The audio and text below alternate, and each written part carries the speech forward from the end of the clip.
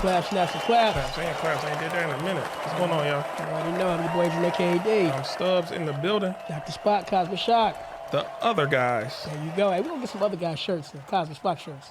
I don't know about. I still don't know what Cosmic Spock is. You always say it. Don't worry about that. It's a Takeoff thing, brother. All right, yeah. Well, you know what? I'm glad it's another day here at the Takeoff podcast. You want to know why? Why? Because we got another guest in the house. Yes, we do. We got the one, the only, the historian, the fighter for sovereignty, the fighter for their people, discovering who we are in this nation. Are we part of the 12 tribes? Is this some Pan-African shit? I don't believe that, but we gonna find out the truth, or at least what we believe in this episode. Do your own research for yourselves. We got the one, the only Jah in the building, the historian. Give a hand clap. Thank you for having me. Thank you. Welcome to the show. So happy to have you on. I want to kick off the questions by asking, where are you from, by the way? I'm from Detroit. From Detroit? Mm-hmm. And how'd you get so into, the indigenous roots, ancestry, and things like that? My family. Okay. I always grew up like with my family, my grandma, my mama, my uncles, all of them. So like they pretty much told me at a young age who I was. Okay. My grandmother, I used to always be with her, like she was sick, so she would be sitting in the living room couch a lot. So I had enough time to be around her before she passed for her to pass these messages on to me, And go ahead. And I'm looking on around your neck, and I'm seeing this. Is it a flag or a symbol? Oh, yes. This is the Aboriginal American flag. So pretty much it represents us as a people, our sovereignty, our resilience that our ancestors endured and fought, and then the white light of the Creator, which is the sun. So the sun emits a white light, just in case people don't know that. And it creates every color.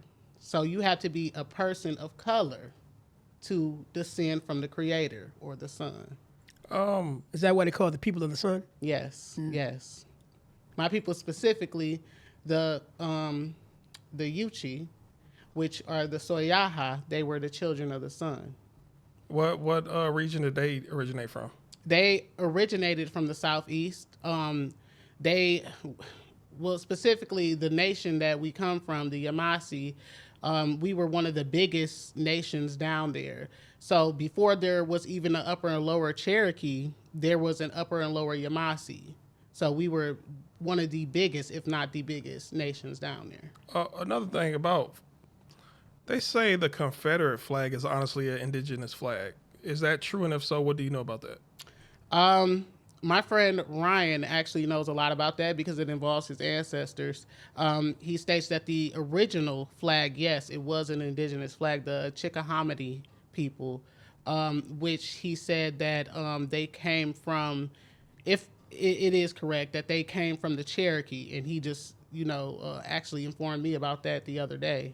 I didn't even know about it. Okay. Yeah, I was looking that up years ago. They said it was the Chickamauga. Yeah, Chickamauga. Down in Georgia. Mm-hmm. They took that flag and they tried to rebrand it as their own. Yes, yeah. Yes. They take a bunch. I think I said the wrong name, but thank you for correcting. City of Chickamauga down in Georgia, by the way. Yes. And speaking of that, let's talk about the South in general, because a lot of people were talking about the motherland, this being African and other places, but somebody brought it to my attention that maybe it's not Africa. Maybe the motherland is down south. Mm-hmm. What do you think about that? All I can say is right now, our mounds, at least specifically my ancestors' mound, the Bilbo mounds, the Louisiana Breakpoint mounds, they're older than the pyramids of Egypt. So, and they're still dating them to this day.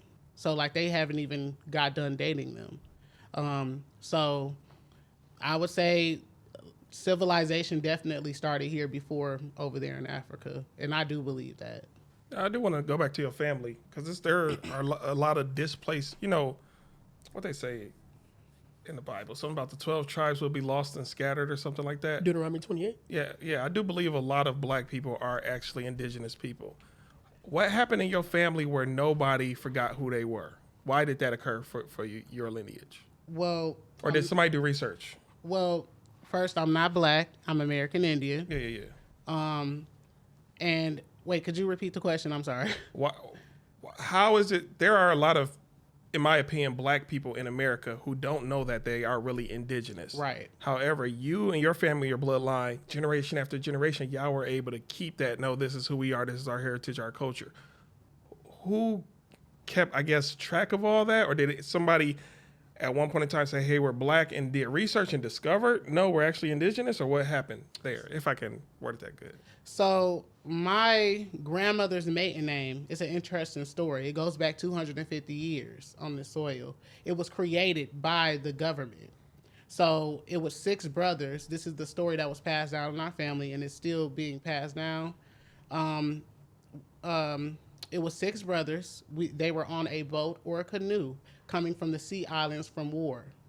So my ancestors washed up along the shores, and then the government found them. They were kids. They were 10 years old down, 6 of them. The oldest, who was Adam, he only remembered their first names. So what the government did was took their first initial of their first names and made it into a last name. And that's how our story was passed down. And the story that was passed down was our clan, our people, and that we were Geechee Indians. And that was passed down, and I connected the dots from there. 250 years ago, who was running the government at that time? It was the U.S. The U.S. still? Yeah, Okay. because I believe this is the 200 and I seen a shirt or something just passing in the store, like it was like the 200th year or 250 year of the United States being, a thing. A corporation. Well, Yeah, I'm sorry. Yeah. the Well, it really corporation. is the corporation. Let me ask you this. You said that they came from war. Do you remember which one it was?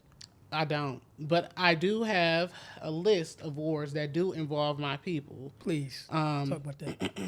Give me 1 second to find it. While you're looking that up, I do want to say that a lot of, what is it called? When they went around and killed a bunch of tribes and stuff. Something about like genocide. Genocides and ransacked them, or I forgot what it's. Once they invented that Gatling gun, they pretty much start winning all the wars. Can I also speak on this, not to cut you off? 249. That's how old America is. Okay. Yeah, I just looked it up. But I do want to say what they did a lot of times, they killed a lot of adults and then they just left the children out because they wouldn't know, like you said in the case of your great uncles, and aunts, they didn't know who they were. They just knew their first names. Because I even have somebody in my family, they passed away a few years ago, but they were just found in the field. And I was like, that don't make sense. So I think their parents were killed probably for their land or property or something, and they were just found in the field. That happened. Well, we kept our clan intact, like Yes. our clan name, and like that, we were Geechee Indians, so we were Water Clan. So those are the Yuchi Indians that lived along the Ogeechee River down there. My ancestors named that river. So that's where, and when people would look up Geechee, they would instantly think like the Gullah Geechee people, who are the African descendants, who also have Yamasee ties, by the way. Some of them are descendants of the Yamasee people as well. However, because of history became so convoluted, the name Geechee just got attached to Africans, and then another story of it coming from West Africa, the Kisii River, and different things like that. That doesn't make any sense because we have a Geechee River. We have an Ogeechee River that was named by a specific Indian people.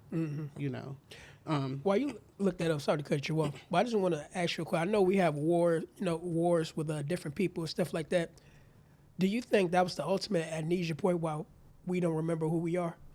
I do. It's not even just that. It's more of like the Africanization of us when it came with the McGraw-Hill textbooks and different things like that. When we learn in school, a lot of people didn't have their ancestors, their grandma or mama. Some of our people were adopted, so they didn't have their ancestors to correct that. Like I did, because I asked my mama questions. When you hear that a white man found America, you go ask your mama. My mama told me that, no, we were already over here, and a black man brought him over here, which would be the Moors, right? But even then, the first explorers, they were dark themselves coming over here, Before Christopher Columbus, the Jewish guy. Let me also ask you another question. Malcolm X and Martin Luther King also hinted to that too. Malcolm X by saying we didn't land on Plymouth Rock landed on us. And Martin Luther King said before the white folks came over here, we were here. Yeah. So they kind of, told everybody without telling everybody. Malcolm also said Aborigine, which means what? Black folks. Yet you never find a white Aborigine. And on the planet, you can't do that. Exactly. So Original people of the land. who are the Aboriginal Americans then? If if there aren't any if you go to a Native American powwow, which is powwows in any languages in the Southeast, by the way.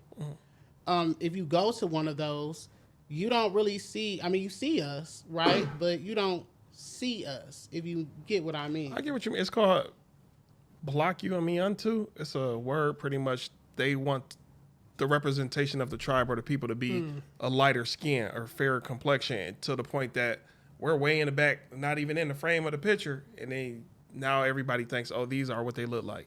Yeah. Go ahead. I'll say I pulled up some of the wars. So phase 1 would be the Beaver Wars that involved my people as well. The Queen Anne's War, the Yamasee War, of course. I don't know if y'all ever heard about that. I thought it was called Yamasee, but Yamasee. Nope, Yamasee. Okay. I'm about to speak the language in a second. Give me 1 second. The Stono Rebellion, which also included the Yamasee people. The Negro Fort Uprising. The Maroon Wars. The First Gullah Wars. The Seminole Wars. Every single last one of them all included Yamasee people, their descendants, and everything like that. So, yeah. I do want to say about the Seminoles, sorry for cutting you off. Is it true that when tribes start losing battle after battle, mainly again when the Gatling gun came around and the revolver came around, a lot of them migrated to, I want to say Florida, where the Seminole was comprised of several different tribes and several different people. Is that true? Yes. To your knowledge? Okay. Yes.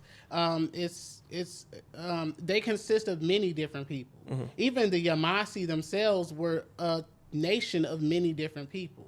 It wasn't just one separate group. Even though our main language was Hichiti, Tokahichiti, my people spoke Hichiti. That was the main common language. Even though my people were Yuchi, we had our own distinct language that was isolate, the Yuchi people. Mm-hmm. However, the nation that we were part of, we all spoke Hichiti. So yes, that is true. The Seminoles consist of the Natchez, many different southeastern tribes as well. So yeah, even the Gullah Geechee. The Gullah Geechee they are descendants of many different southeastern tribes as well, and Africans. However, their African side is just more prominent. It's more publicized. You get what I mean? Mm-hmm. Did you say Natchez? Yes. Like Natchez, Mississippi? Yes. So was that named after that tribe? Yes, it was. I figured. Do you know anything about Chief Pontiac? That's where I'm from. No, I don't. Oh, okay. I don't. That's where was he? Pontiac, Michigan. Oh. Yeah. So, is your family line? No. I'm just born there. That's okay. So I think my family's from Oklahoma. Everywhere, mm-hmm. Everybody got a father who's, Yeah.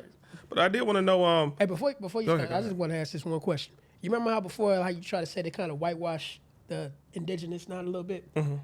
I think I've been saying this a long time ago. Whenever you go in tobacco shops and you see the statue, they're copper colored. Yeah. So I was gonna say they tell you the truth right in front of your face before they even say anything. They do. It's all in our face. Like especially when you look at the history, you go to Europe and see these murals that they painted on top of their churches and stuff. It's us up there. Mm-hmm. It's not the Native Americans you see today, the recent Asiatic ones. And I only say recent because they are the recent ones. If they're saying that these people crossed the Bering Strait 30,000 years ago, it was us. Mm-hmm. It wasn't them, because 7,000, light skin has only been on this planet 7,000 years ago. I think the government deliberately went to go get after you took us all off of, wouldn't even allow us to be on the Dawes Rolls, not even took us off. You wouldn't allow us to be on the Dawes Rolls. Then you said, we need somebody to fill these slots. There's not enough light-skinned people to fill these slots. Let's go get these Mongolian people and the Asian people and slide them in. And now most tribe chiefs don't look nothing like the real people. And then I think they're in position to block us out. They don't want to do DNA tests at a lot of these tribes, which I think will get rid of so many people. Mm-hmm. So it's just a big thing. But I did want to go back to the language. Just in your opinion, speaking on back in the 200, 300 years ago, On average, how many languages do you think a indigenous person spoke? Over 10.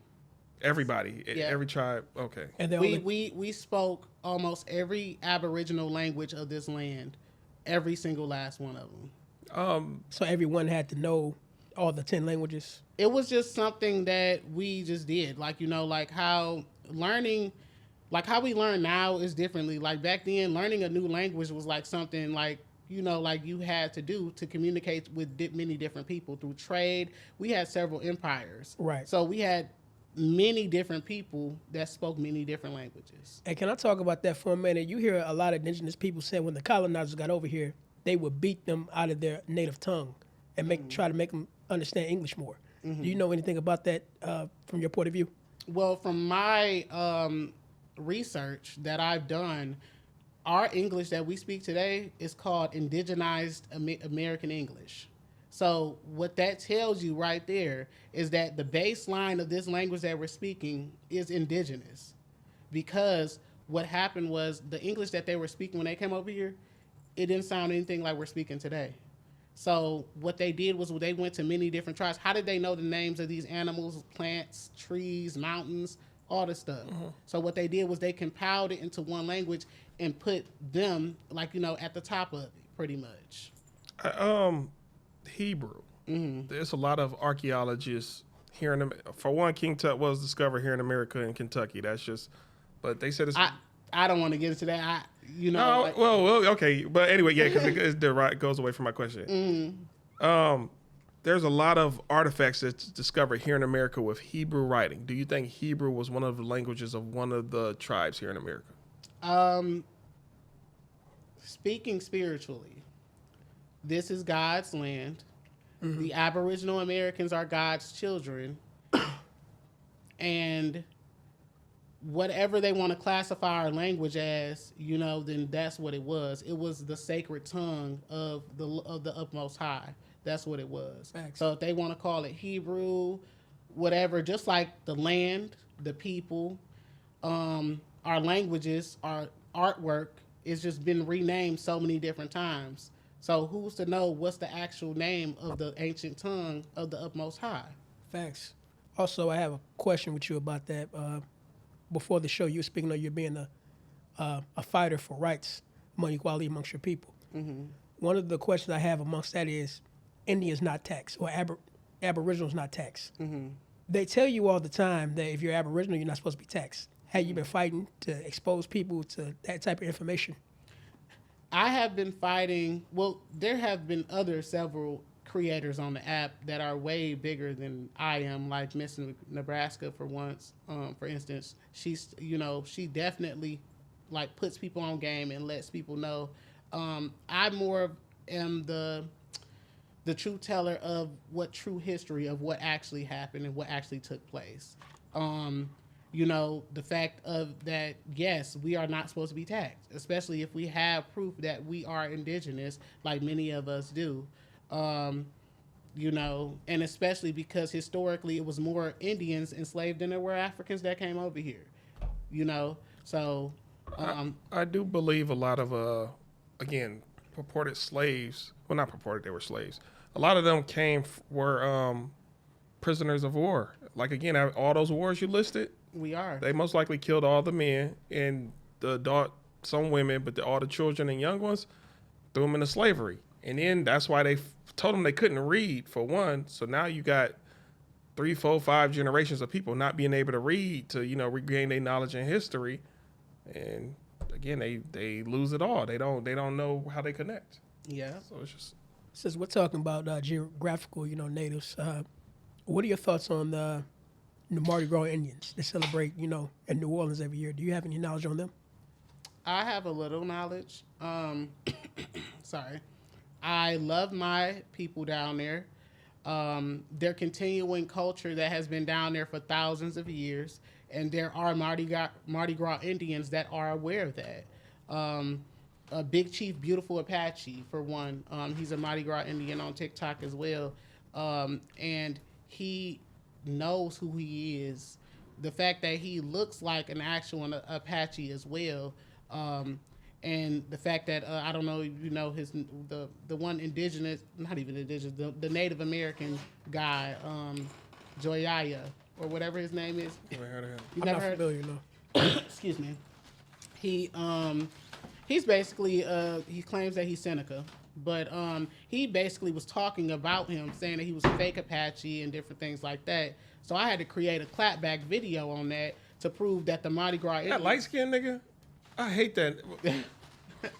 Yeah, I got into it with him a few times. I don't even know his Are name. you talking about that one with the? He got long hair like. He got long hair. Sometimes he have 2 points. Yeah, I know man. you're talking Yeah, I get into it with I know all. you're Yeah. He blocked me all the time because I be hitting him with real facts. But I'm sorry, continue. But he was like, I made a clapback video to him because he was trying to degrade the Mardi Gras Indians, and you're not going to degrade my people.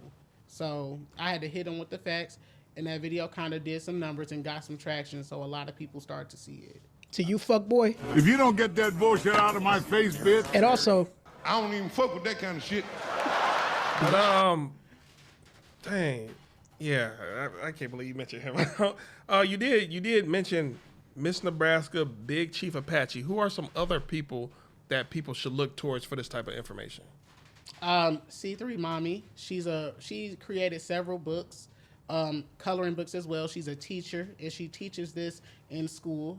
Let me see. Opium, he's a really good historian. He's a descendant of the Mississippian Empire.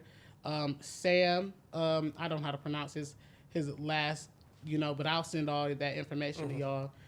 Those are some excellent creators that I do watch, and that I do enjoy on the app. Los is another one. Yeah, it's a couple people. You remember a dude? He don't do it no more. His name was the Research Guy. I remember him. He was like a black dude with glasses, and he was really knowledgeable. That's how I learned about that word "block you and me onto." It's hard to find that word in modern dictionaries, but he just out of the blue stopped, and now he talk about celebrity. I think he got bought out or threatened or something. He just No stopped. comment. No comment on that. I know. Yeah, something. But then thoughts on Dan Calloway though? Yes, I enjoy Dan Calloway. Okay. I wouldn't even known about the whole indigenized English if it wasn't for him. That's what sparked my interest because, I'm here to make you think. Exactly. And that's what made me do my research on that and find out, we are speaking in indigenized American English. That's what we're speaking. I want to go back to New Orleans for a minute with the Mardi Gras Indians. For a long time, I've been a big listener to their music. Mm-hmm. One of the biggest chiefs I know down there is Big Chief Juan Pardo, part of the Golden Comanche Indian tribe. He makes great indigenous music. Mm-hmm. It's something about that drum that... I love his song Indian Red. That's Indian one of my... Red. That's a good one. I like So. I'm going to have to listen to that. That's a very good indigenous song right there. Who are we talking about? What's the name? His name is Big Chief Juan Pardo. He's the chief of the Golden Comanche Indian tribe down in New Orleans. I'll check him out. Yeah. He's a good... He got some more good stuff. So we'll talk off here, but he got a lot of good stuff. Now I do got a few questions for you. I just want to pick your brain on a few topics. Just your views and opinions on Pan-Africanism. It can go to hell. Please expound on that. I want to hear your thoughts on that. I feel as if they want everyone outside of Africa to be Pan-Africans, but the people in the continent, they don't care. The people in the continent of Africa. Yeah, they don't care that they're not unified over there. They want us to be unified out here, but they're not focusing on the continent itself. Like what's going on in South America with the Nigerians over there in South America. Have y'all heard about that? I haven't heard about that. Yeah, they're the South Americans are literally going to almost every person and making sure they're not an immigrant from Nigeria. Really? And it's going on right now. It's like a real serious thing. What is it with Nigerians? What's going on with that? Huh? Why Nigerians? I don't know. It's something that they're doing there, but Nigerians are also negatively affecting people here in the States as well. In what way? Politically. So they're in our government. They're saying that we don't need reparations. Oh, yeah, I heard about that. Yeah, I did hear about that. Yeah. So we don't need reparations. I agree. Well, I believe that we need restitution. That's exactly what I was gonna say. However, I feel as if an immigrant of immigrant descent should not be telling us what we need and what we don't. See, they just comparing dark skin with dark skin. Oh, he's like you, so but no, we're not even. We're different. You think they're doing that to hide our identity? Yes. trying to put us all together. In one pot. It's a flat blackness that they keep trying to create for us. And that's why I dress the way I do and I dress like this every day because I want to distinguish myself from what they keep trying to put us into a flat blackness. I want to show people that I'm the Indian here. I'm not some immigrant. My people has always been here. Now, I also got to speak on more regions. I want to talk about Black Wall Street for a second. Another Aboriginal story that they want to hide too. Do you know any details about that? I don't necessarily know because it didn't really involve my people, like my line specifically. However, I do know it was an Aboriginal American town. Like that was our city, just like many other ones like that they came and destroyed, like Rosewood. Yep. That was another one. Black Wall Street, several others. Yes. I did have another question. I just want to know, what information do you wish was common knowledge? That we are the Aboriginal Americans. I wish that was more common than people just thinking that because we're a color, we're black. What steps do you think can be taken to open more people's eyes? Because, again, my eyes have been open for a while. I'm doing the research now, but it's even hard for me to convince family members. So what steps do you feel like people will have to take to convince others? That's difficult, for me too. My sister, she still calls herself black, even though she know what our mama told her, what our grandma told her. She still calls herself black, and I'm like, we're not African, I'm like, why do you keep calling yourself black? But Africans don't even do that. Well, in today's term, right? Black means African. So to the common person, saying that you're black, they think that you're African. But in the eyes of the law, it means you're dead, and that's another reason why you really don't want to call yourself that. So if they kill a dead person, what does it really mean? Exactly. It don't mean nothing. You want to be able to be tied to a culture. And I do want to say, as far as the culture, a lot of people be like, why don't indigenous people have to pay taxes? Because as long as you can prove you were here before the United States was established, their laws, rules, and contracts don't apply to you. Yep. That's one of the main reasons you all want to do research and tie yourself to something that was here prior. I also want to talk about books for a second. A piece of literature that I would advise everybody to look at, it's called Black Indian, The Hidden Heritage. Have you read that book before? I have not. However, I've read a book called 103 Facts About the Black Indians of the Western Hemisphere. I don't know if y'all ever heard about that. I haven't heard that one. That's a good one. How thick is it? Because I don't... It's just 103 facts. Nothing but straight facts. Okay, what is it? One more time? 103 facts about the Black Indians of the Western Hemisphere. Can I also get a little bit deeper into this conversation? Okay. You know how we like to talk about the classified people that's not a part of a certain type of society as an alien. Aliens this, aliens that. The first part about this question is, what do you think that whole term came from, aliens? Like, if you're not from here, you're an alien. Honestly, I don't know. Mm-hmm. I honestly don't know. I guess it just means foreigner. Mm-hmm. Anyone can be an alien, to anywhere. If we would go to Afro-Eurasia or something like that landmass over there, I don't call it, I don't separate it like they do. Right. But if we go over there, we would be the aliens, the different people that stick out from the rest of everybody else. So technically the so-called colonizer would be considered an alien, would you say so? Yes. And also to another part to this question is too, aboriginals and so-called UFOs. Mm-hmm. Is there a connection there any type of way? I don't believe. I don't really believe that. I don't honestly know. Mm-hmm. Who's to say that? But as far as I know, we've always been here. Mm-hmm.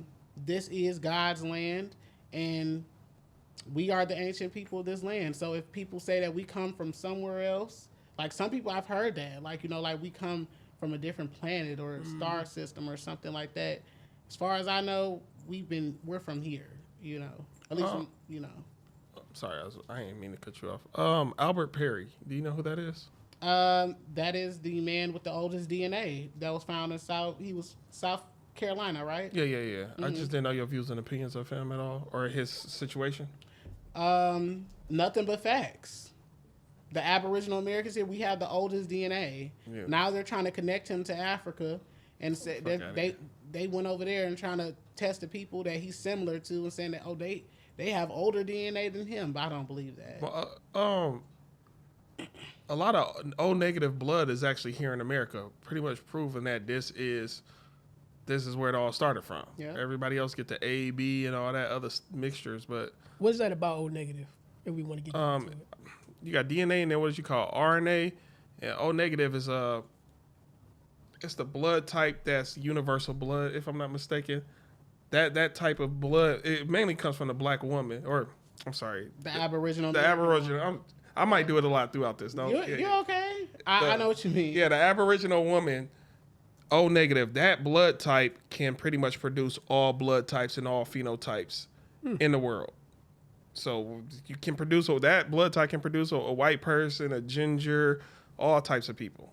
But every other blood type can't do it. Yep, and they can give their blood To anybody. Yes, to anyone, but they can only receive their only type of blood. Their own. You're absolutely right. We'll talk off camera.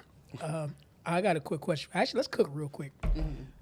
Me and my brother, we was talking about this one particular. We had another guest on here before, and he was talking about the Aztecs and the can't remember Apache. The Apache. What is your thought? Do you have anything to say about that particular video or the facts that was given in that video? Right? Mexicans, I'm saying as plainly and as truthfully as I can. Mexicans should not speak on indigenous matters because Mexicans have knowingly slaughtered thousands upon hundreds of thousands of indigenous people. They are descendants of conquistadors. That's who they are. The Apache, like you just said, Mexicans slaughtered Geronimo and his family who were Apache. They slaughtered them. Geronimo had to flee to Florida and different things like that, but they literally slaughtered his wife, his kids, his mother, all that. Mexicans did that. So you think, in history they always talk about, especially when they speak about the Aztecs, talking about they were chopping off heads on them pyramids. Do you think that was them actually taking over and like, yo, bring them up one by one, we about to kill them up here on their own pyramids? That's a possibility because honestly, historically, they were the savages. You can't do that. They were the savages out of several other people? Who? I'm talking about the conquistadors. Okay. Wait, okay. were you saying that was the conquistadors doing that to the indigenous people? Yeah. Yeah. No, when you said historically they were the savages, I'm thinking you were just saying they're the savages and nobody else in history. Well, here in America, honestly, we were at peace. We didn't really go to war like people think that we did. We had empires that were in harmony. I mean, we had too many, allegedly, from the history I'm aware of, it was so many of us that the pink people had us turning against each other. Yes. I'm going to have you two fight each other, and then whatever's left of y'all, then our army is going to take over, fight y'all. That's what they did. So that's Well, what. hold on. And I want her to go back to Geronimo for a second because there weren't many movies and documentaries that got it wrong. So based on what you just said, they said they ran Geronimo down to Florida and they slaughtered him and his people. They slaughtered his wife. They didn't unalive him. They unalived his wife, his kids, his mother, a lot of his people. They did it, like right there. Now, let me also ask you this. Since we're talking about, the indigenous people that they tell us about, Pocahontas. What is about that story is true and fake? Matoaka. That was her name. Her father was Chief Wahun Seneca. I do descend from their nation that they had, and I descend from someone that is affiliated with their tribe. So I haven't really dived too deep into that line because I wasn't raised with that story. I found that through doing my genealogy within the last 2 to 3 years. So I haven't really dived really deep into that story. However, from what I can tell is she was young. She was married actually before she got with him. So she had kids already. And then she did frequently go back and forth to the UK and back here to America. So yeah, that's pretty much what I know. I know that that a lot of white people in the late 1800s and early 1900s were claiming that they were the descendants of her and no one else in Virginia can be a descendant of her and her people. So that's about it. Can I also ask you another question? Are you familiar with the term $5 Indian? Yes. Yes, could you break that down for the people who don't know? Those are people, Europeans, that paid $5 to get into these tribes. And it goes universal across every other tribe. They didn't even have to necessarily pay $5. They could have just married, enslaved someone, and then just joined up the tribe like that. So yeah, they're just European descendants. Even you can see them walking around, $5 pretendians. They look as white as snow, like any other white person walking around, and they're dressed like they're a Plains Indian. I like how you put that, a pretendian. That's what they are. It's a derogatory term towards white people. Exactly. And also want to know, I want to get into movies for a second. You know, a lot of times, you know, when they do depictions of indigenous people, they're not telling the full story. Mm-hmm. But this was one movie that recently came out called, I believe, The Killers of Flower Moon. Mm-hmm. Have you seen that movie? I have not. Well, could you inform me a little bit? Well, from what I seen from Killers of Flower Moon, you had invaders, you know, the colonizers want to come in and take over, you know, an indigenous land for their profit.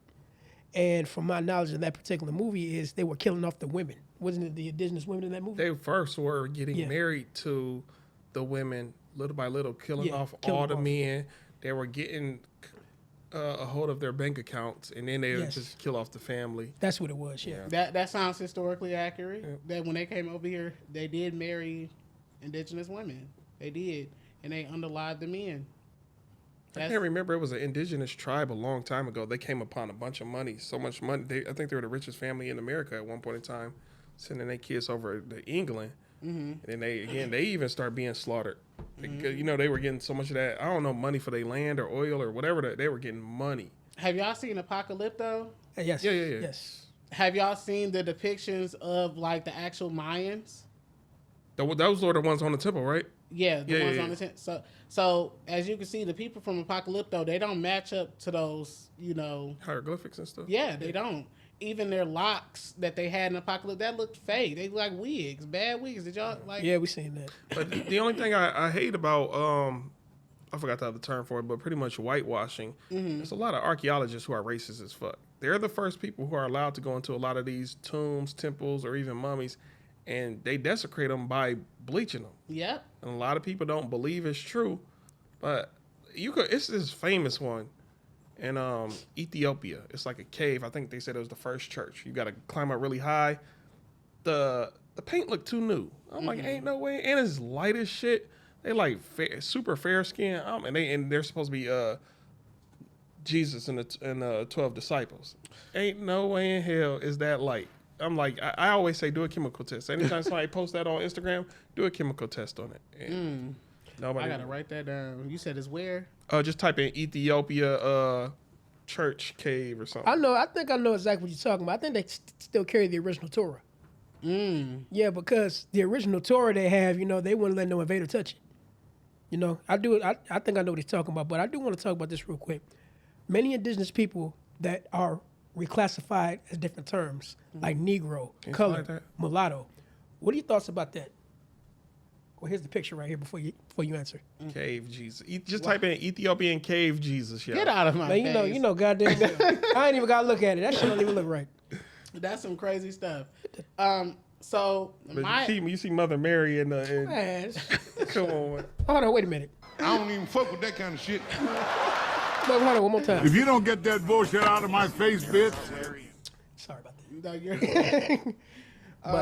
So reclassification, it actually affected my mother's father's side. Those are the documented Indians that I descend from, and that leads back to the Powhatan people, which is Matoaka's people, Pocahontas. Right. So pretty much from what I can see is like the people, my family that stayed, their surnames are Chavis, Lightfoot, Gibson, Evans. Those are all indigenous surnames. A lot of them today don't look like how they did back then, and we can get into the description of my Chavis ancestors in the 1700s because they described themselves distinctively, okay? But they were reclassified to mulatto. But they owned land. They owned like 10 miles. They own like... You can pull it closer if you want to. Okay. They own like 10 miles of land. that a reservation sits on today. However, they as they moved away from their land, I feel as if that's when their reclassification really started to happen. However, I am still affiliated with a tribe in Ohio through the last name, my fourth great grandmother. So I do got a question. Is there anything you and other copper complexion people can do to get the $5 Indians or pretendians out of these tribes? Is there anything, or the government just turns a blind eye? I feel as if it has to be more of a social, they always say the revolution will be televised, right? So it has to be. Oh, they say it will not be televised. Huh? They say it will not be televised. Oh, I heard that the revolution will be televised. The poem is it will not be televised, and they flipped it. You know, Okay. So either way, yeah. Go ahead. Okay. Okay. So, well, thank you for letting me, inform me about that. But, so, I feel as if, we have to really start to represent our ancestors. I feel like that's the main thing, or one of the main things that we have to do. And by doing that is separating ourselves visually from immigrants, because they just visually put us into one melting pot, But to go off of what you were saying about reclassification, they were really doing it to get our land too. So that's why when you look at these reservations that's along the East Coast, the Lumbee Reservation, the Saponi, they don't look like us, and they look like they're mixed, like octoroons or something like that. Mulatto and all that. Mm-hmm. So, and then when you hear them speak, they talk like us in a way. And they even have their own indigenous English that they speak, and they call it an indigenous English. Isn't that crazy? What kind of language is that, if you know? It's called the Lumbee dialect or something like that in English, and it's classified as indigenous. You don't say, huh? Yep, but it's literally the way we speak, like country. Right. It's really Aboriginal American, our vernacular, how we speak, and they speak it. Can I speak on that for a minute? I remember I was watching, I don't know if you ever saw that movie by Spike Lee called Miracle at St. Anna's. Mm-hmm. In the beginning, the black soldier had a different type of way of saying white man. He called him a bison man. A bison man. Yeah. I can't remember what he said. I want to say that was indigenous, but I couldn't be clear about that because he said it so quick and so, in an actor's voice. And I want to say in that movie, he was sort of exposing to people, hey, look, we are indigenous. And Spike Lee been doing that for a There's long several time. movies that let us, even in Roots, it was Roots? certain scenes that they said, no, my people was here. Like, I ain't from over in Africa. Exactly. They do it in a lot of movies. Yeah, they do. And you can see that the woman that spoke that she's copper colored, like she's dark copper, just like how our ancestors were depicted, So, and she's olive colored as well. People will be thinking like, oh, olives mean like a green undertone. No, that's like a modern makeup chart that they made that's fabricated, because back then olive meant literal. You were brown or literally black when they were calling you olive. Can I also ask you a question back to your activist, being an activist? Mm-hmm. What other things are you fighting for, amongst the indigenous people? Mission statement. I'm fighting for our sovereignty to be recognized as the Aboriginal Americans, no matter what different nations or tribes that we descend from, but even together as one people, Black Americans, we are one nation. I just feel as if we need to unify. So I feel as if that's the first thing, and we'll be able to move from there. Unification is the first thing. That's one of the biggest things that I'm looking for. And one of my goals that I want for us is to have our land back. To get, I feel as if the Aboriginal Americans who descend from the first people, we didn't get a choice to be in this society or not. You get what? We were born in this society. We should be given a choice to opt out of this society, and there should be land put to the side for us to make that choice if we want to. Well, technically, there is. I'm pretty sure you already know. America had several treaties with the indigenous people. They don't honor them. If anything, they burn them up and make sure we don't find out about them. But there's several treaties that say you're allotted this land, you get this, you get that. Honestly, outside of 13 colonies, the pink people are not really supposed to expand to the rest of America. We said, hey, y'all get these 13 colonies, do whatever the fuck y'all want, pay taxes there if you want to Britain or the Queen, but the rest of America, no. And now they done flipped it. Like you said, the East Coast now has a lot of the reservations, which again, part of the 13 colonies, that was for y'all. Everything got flipped around. The ghettos is not, it's for Jewish people, black people there, everything getting flipped around. So it's just a lot going on in this. You know, I just want to know weaponry, you know, amongst indigenous people. I know the colonizers had gunpowder. So with us, that we had more than arrows and bows like they depict in movies and TV shows. We had guns. Or we had guns too? Yeah. See, they don't talk about that part. They said we had bows and arrows and stuff. No, like when we got them mostly, especially when we were going to war with the English, like we had guns and weapons from the Spanish, the French, the Portuguese, the people that were here before the British came over here. So we had guns when they came over here. See, that's like I said before, that's the part they don't talk about. And also, I know you mentioned the wars, but what was up indigenous people doing during wars like the Revolutionary Wars and the Civil Wars? What did we do in that? Did we stay out of it, or were we involved in some type of way? A lot of us were actually in the wars. Really? Yeah, because we were assimilated into it, like into the society by that time. Both sides of the war? Yeah, honestly. That's the sad part. I know, it is. But that's how they divided our people. You know, they got this, like, you know, some of us was working with the Spanish. Like, this is just, like, you know, back then, before these wars that you just named, some of us was working with the Spanish, some of us were working with the British, and they were fighting at that point in time.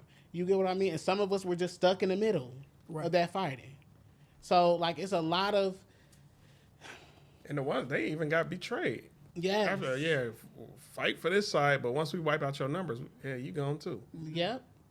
That's how they did it. They did it everywhere. What's your views and opinions of Frederick Douglass? He was indigenous. I'm talking about as far as him going from tribe to tribe. From what I'm aware of, he went from tribe to tribe and village to village, burning down all their records and proof that they were indigenous and here prior to America. A lot of people, when you do your research, like the Freedmen Bank. Yeah, even the Freedmen Bank, he went around telling everybody, put your money in this bank, put your money in the bank. Meanwhile, they taking it out the back and, you know, putting it overseas and all that.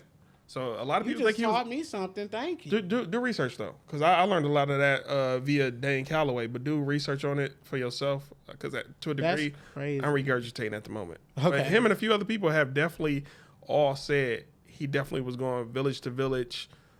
Like, hey, where are y'all records and libraries? And then they show up that night, burn it all down, and then just throw them into the system. A lot of people, get thrown. So he was an agent. Yeah, pretty much. Yeah. He was not a good guy. They said the same thing about Harriet Tubman too. Yeah, but they would hire our own people to fight against us, like to track us down when we were trying to escape from like the plantations that was ours first, like different things like that. So they even did it in Australia too. They do it everywhere. Because a lot of people get mad when they do their research and find out their family owned slave. Black people could find out if their family owned slaves. But yes, it's true. A lot of things. Could you speak on that a little bit more about the plantation were ours? Oh yeah, like we had towns and cities over here. Like it's all depicted. Like I can send y'all the imagery that they used to draw, and it's Chicago and Detroit. Yes. So originally we used to live in stone buildings and houses on the East Coast. They were made out of tabby. So tabby is an early version of concrete. It's made out of shells and different things like that the indigenous people made of our homes. If you look up tabby structures on Google, some of them are still up. They look like they're broken down, destroyed, like they were hit with Gatling guns or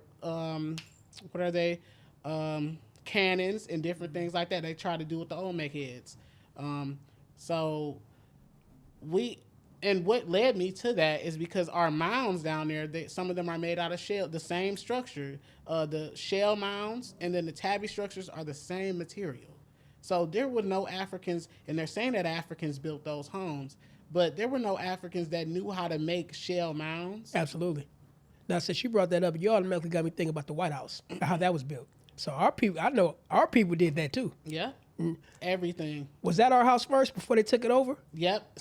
So pretty much what it was like we had our own cities and towns, and then we had our trades. We had empires over here, Right. And that's what people don't really know. People say, "Oh, empires came with the foreigners." Those names. Why would the UK name a Cherokee leader an emperor? They called him Emperor Brim. Like, why would they name him an emperor if he was not an emperor of an empire? You get what I mean? Just like the Incas. The Incas had their own emperors and empires. You get what I'm saying? And the Maya and the Aztec and the Mississippians, right? But that's a whole nother thing. I do want to speak about reset of civilization. As you were just speaking on tabby structures, there are several standing buildings where there's no blueprint or no date as to when it was built. So a lot of times they lie about when it was built. They may put up that stone and write on the side of it 1872 or 1903, but you do more research.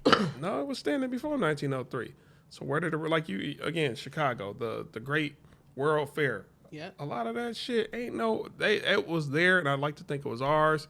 Somehow y'all got the people out the way. Y'all took over the structures. We got a building downtown, Guardian Building. That building is always suspicious to me. I'll say Detroit too. Yeah, Detroit. Yeah, There's another building right off of Grand River. It's a little castle. Fort Wayne down there. Fort Wayne, yeah, that was the Anishinaabe's for it. Yeah. And I'm gonna say the train station too. Yeah. They try to say it's 1913. No, that was there before. Well, it's tracks throughout America that are older than what their purported saying is. So it's a lot going on. but And if you definitely want to talk about technology prior to Columbus or anybody showing up, I definitely would like to know your views and opinions on what civilization was like prior. Since you just brought up Christopher Columbus, I actually want to focus on what he saw when he came over here in Exactly. 1492. First of all, his name was Cristobal Colon. That was his real name. That's true. And when he came over here, he seen people of a dark copper color, which they compared to olives. And back then was a literal thing. And olives are y'all color, brown, my color, or a little bit lighter. Honestly, I feel like nobody was really my color over here. We was in the sun so much, I get darker in the sun too. You know, even though I feel like I'm still kind of lighter, but we were all copper color people. And that's who he saw. He saw us. You can still see them if y'all saw I Show Speeds. Did y'all see his tour of the Caribbean? Yeah. I didn't see it all. No. He met the actual indigenous Taino down there, and Really? they looked like us. They were telling him we are the people that Christopher Columbus met. So, Or Cristobal Colon. Just so y'all know, he was a Jewish person. The day after they were expelled from Spain, that's when he set sail and discovered America. So that motherfucker. But was he black though? I do want to know. Some people say he was black though. I feel as if he was darker. I feel as if he was probably a mix. Like, Okay. you know, of the recent pale admixture and then the Aboriginal people that were there. Yeah, because back then, that's when mulatto was really becoming a thing. I don't know Yeah. where matter of fact, can I ask you this? I'm But sorry. before you go into that, let me just say this about Christopher Columbus. I just found this out not too long ago. You remember how they said when he was over in Spain, they gave him boats? They said they gave some jewels. They said they didn't give him jewels. They gave him Jews. Mm-hmm. Yeah. They said, we'll give you some Jews. Us. Well, you know, copper colored. Okay. I do want to know, in your opinion, where do you think pink people come from? Is it really just genetics, breeding, or what? It's so many different, like, Spaceship landed and it's like three different options conclusions, you know, that I came to. So it's like, one, they were created because, you know, gene splicing was a thing back then. Like, we were advanced people. We wasn't like, you know, we were doing that type of stuff back then too. I do believe that. Look at the Antikythera mechanism and several other things that say, hey, we were advanced. Yep. Some people say Yakub. Some people say they came through a portal up in the North Pole. Some people say they came from the wild men. You know, it's so many Them different. hairy dudes. Yep. Yeah. From the mountains, Caucasus Mountains. Well, Do you know much about those portals that we just mentioned? Not really, but I do know that it is one of, like, if not one of the most heavily militarized areas on this planet. Yeah, exactly. where, North Pole? Yep, North Pole. North Pole and Antarctica, too. Yep. So that's kind of weird. And then we can't go to either place. We can go everywhere. Mount Everest, everywhere, but we can't go to these places. Even if we get our own ship, that's why I think the Navy is in the ocean. Like, you going out too far. I thought y'all was making sure people don't come in. You also making sure we don't go out? Now, can I ask you your thoughts on Montezuma? Do you know anything about Montezuma? I don't. I'm not gonna lie to you. But I do know that he was dark skinned. Yes. He did not look like an average day Mexican. I can tell you that. That's about it. Now, let me also ask you this. When you were talking about Mexican was conquistadors, so basically they were one of the first invaders on this land amongst indigenous people, would you say? Yes. So wait, you said with indigenous people? No, against indigenous people. Yeah, they were. So some people also miss that the reason why a lot of Mexicans look Asiatic or Filipino is because of the Manil Magellan slave trade. So like not too many people know about that, right? But they brought a lot of Asiatic people, recent Asiatic, not the ancient ones. They brought them over and they mixed them into that population that was there. But they were one of, if not the first people over here that were conquerors. Can I ask you a question? If you could remap North America, would you just let Texas be part of Mexico? No. What would you do? And you mean like the continent of America or this? Would you let United States of America? Would you let just Mexico own Texas? No. What would you do if you could remap anything? I know you'll change the names back, but yeah, I would change the names back to the original names. I feel as if they wouldn't. I feel as if Texas should be their own thing too, honestly. And why so? you know that's why they fought, because they was trying to pull away from the Union. Yeah. Okay. And why you think So you would have Texas fought for the South, is what you're pretty much saying. I honestly probably would. Honestly, but it wasn't really like, we're forgetting that the first enslaved people were the pink-skinned people. Yeah. So, but they were considered the black people, like the Negroes, or like Yeah, because white and black is a status. Yeah, it's not really a skin depiction of status. it was a social class. Yeah. But I want to know why you say Texas should do their own thing. I feel as if there's multiple different states that should be there. I feel as if states, period, should be their own nations. The government should not rule over our states. Like, because say for instance, how marijuana is legalized here, but it's not legalized federally. They can just invade our state. You get what I mean? However, but if we were our own entity, they wouldn't be able to do it. And it was really about states' rights too, a lot back then. Even though slavery was one of the main things, because that was their money too. Yeah, it was. Can I ask you another question? What do you think the Civil War was really fought over? States' rights. You think so? Because it was another reason why they said because slavery was expanded out west and they didn't want to do that. They say that, but slavery was already over there. Yeah, I agree. Yeah, it was. It was already over there. They, like the Spanish, the Russians, they were already over there. So Chinese as well. Yep. Yeah, they was building the railroads. Exactly. And we were over there too. I mean, look, Juneteenth. Yes. That shit, Juneteenth. But Juneteenth. I do want to know your opinion on just products like 23andMe. Your views, just your random views and opinions on it. I can't think of the other one, but it's 23andMe and some other ones. Ancestry. That's what it is. Entertainment purposes only. You can literally just Google that. You can ask, is Ancestry.com for entertainment? It'll say yes, because that's what it's called. It's called, I forgot. I've been screenshotting everything on my phone. Recreational genetics. That's what they call it. Oh, wow. For sure. No, because I know several people on the internet, they'll like get a DNA test swab from a dog or a cat or something, send it in. Oh, you're from Africa. What the fuck? I seen that. And the first thing people say to me is like a DNA test. Like, when I speak to people in person, like I said, I dress like this every day. I don't know if y'all see my videos, but I usually have my collared shirt on. Like, I work in a public area. When people see me, and it's usually my coworkers that do bring up a DNA test, I'm like, oh, well, my people don't believe in those, and my family records show that I am indigenous. So, and that's what I tell them. I don't believe in those tests. So let's go to the genealogy, because it's really DNA versus genealogy. Now, why would you choose genealogy? Because my actual ancestors signed their paperwork. They signed those documents. They signed those land patents. They signed all that, right? So I can see them, like, I can see where they were. I can see each step of where my ancestors were, and they don't lead back to Africa. Now, have you ever helped out anybody discover their genealogy? Or you just... No, I haven't. I feel as if genealogy should be done by yourself. I feel like that's a good way for you to connect to your ancestors that was forgotten.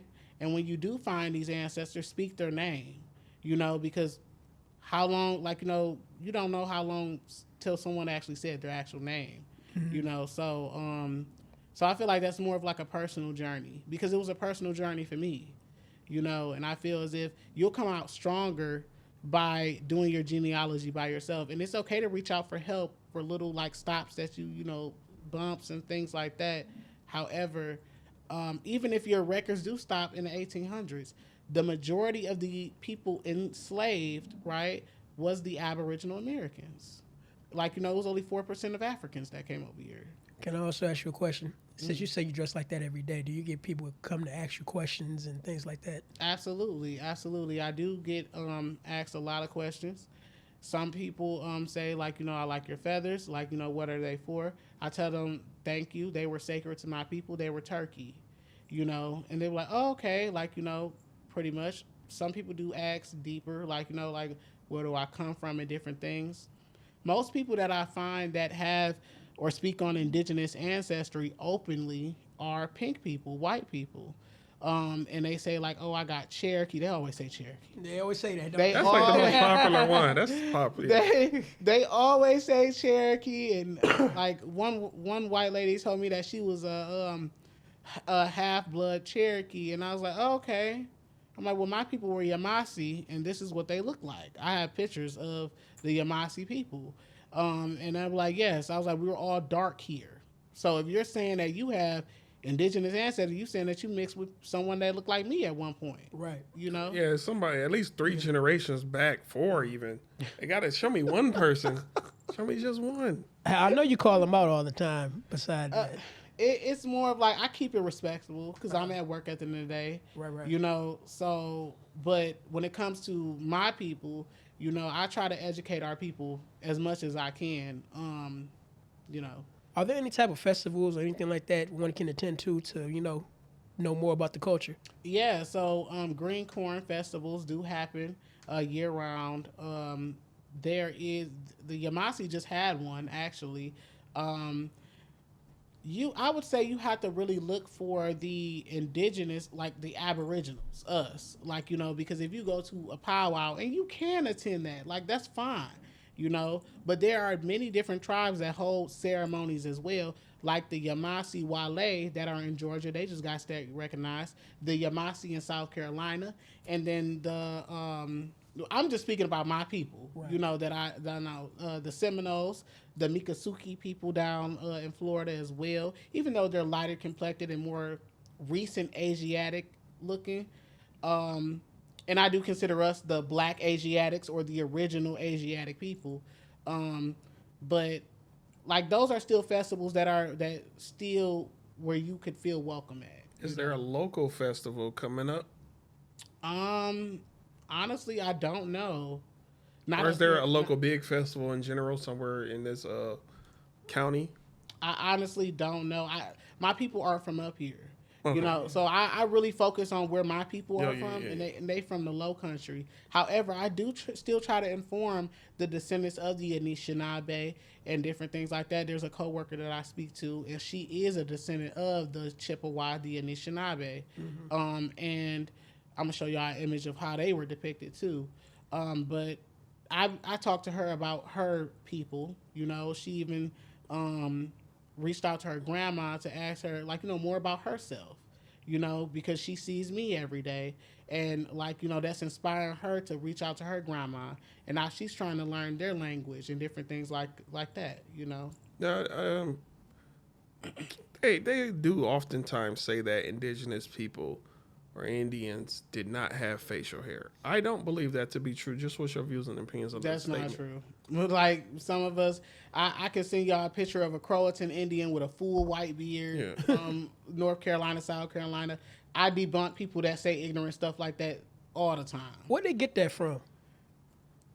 The white man. Anything to take us, knock us out of our That's place. stupid. The white man. Because technically, not even technically, we're indigenous. I got facial hair. We are the Aboriginals. Yeah, I have facial hair. What you got to say about that?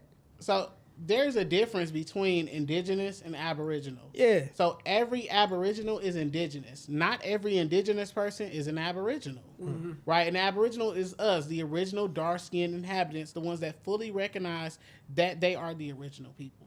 I want to kind of do a subtopic, stereotypes. They always have the stereotype of, I'm just saying it just for the sake, Indians smoking a peace pipe, stuff like that. What is your thoughts about these stereotypes that are brought among the indigenous people? Like, you mean like the peace pipe? Let me see. Iron Eyes Cody doing the tear every time he seen somebody litter, stuff like that. We like tobacco, corn, Alcohol. Doritos. I think they call They them. brought that.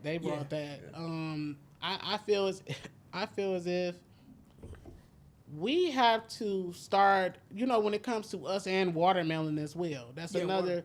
I'm gonna always eat that shit. It's nutritious. One of the most nutritious things we can watermelon. consume. Like that's how a lot of Aboriginal Americans. That's how we sustained ourselves back then, by selling watermelon. Mm-hmm. I feel as if we have to accept those stereotypes there, and we have to accept them with pride. Mm-hmm. You get what I'm saying? Like people can say, "Oh, y'all eat watermelon," so I love To it. eat bison. Bison is literally the most healthiest meat on the world, but y'all got rid of that food supply. And then there's like, "Oh, y'all eat chicken," so we've been eating chicken for thousands of years in this soil. There was an indigenous chicken already over here, right? We use bear fat, deer grease to cook our food, just like we would do lard back in the day. That's the same thing. Lard, that's another one, yeah. Yeah. They Fried bread, cornbread. Well, we didn't eat fried bread. That came over with them. Oh. So they'll say fried bread is indigenous. No, cornbread. Yeah, cornbread, yeah. How we eat it is indigenous, the bake style, right? So that is actually called cultural continuity, and that falls under the Aboriginal law in the court.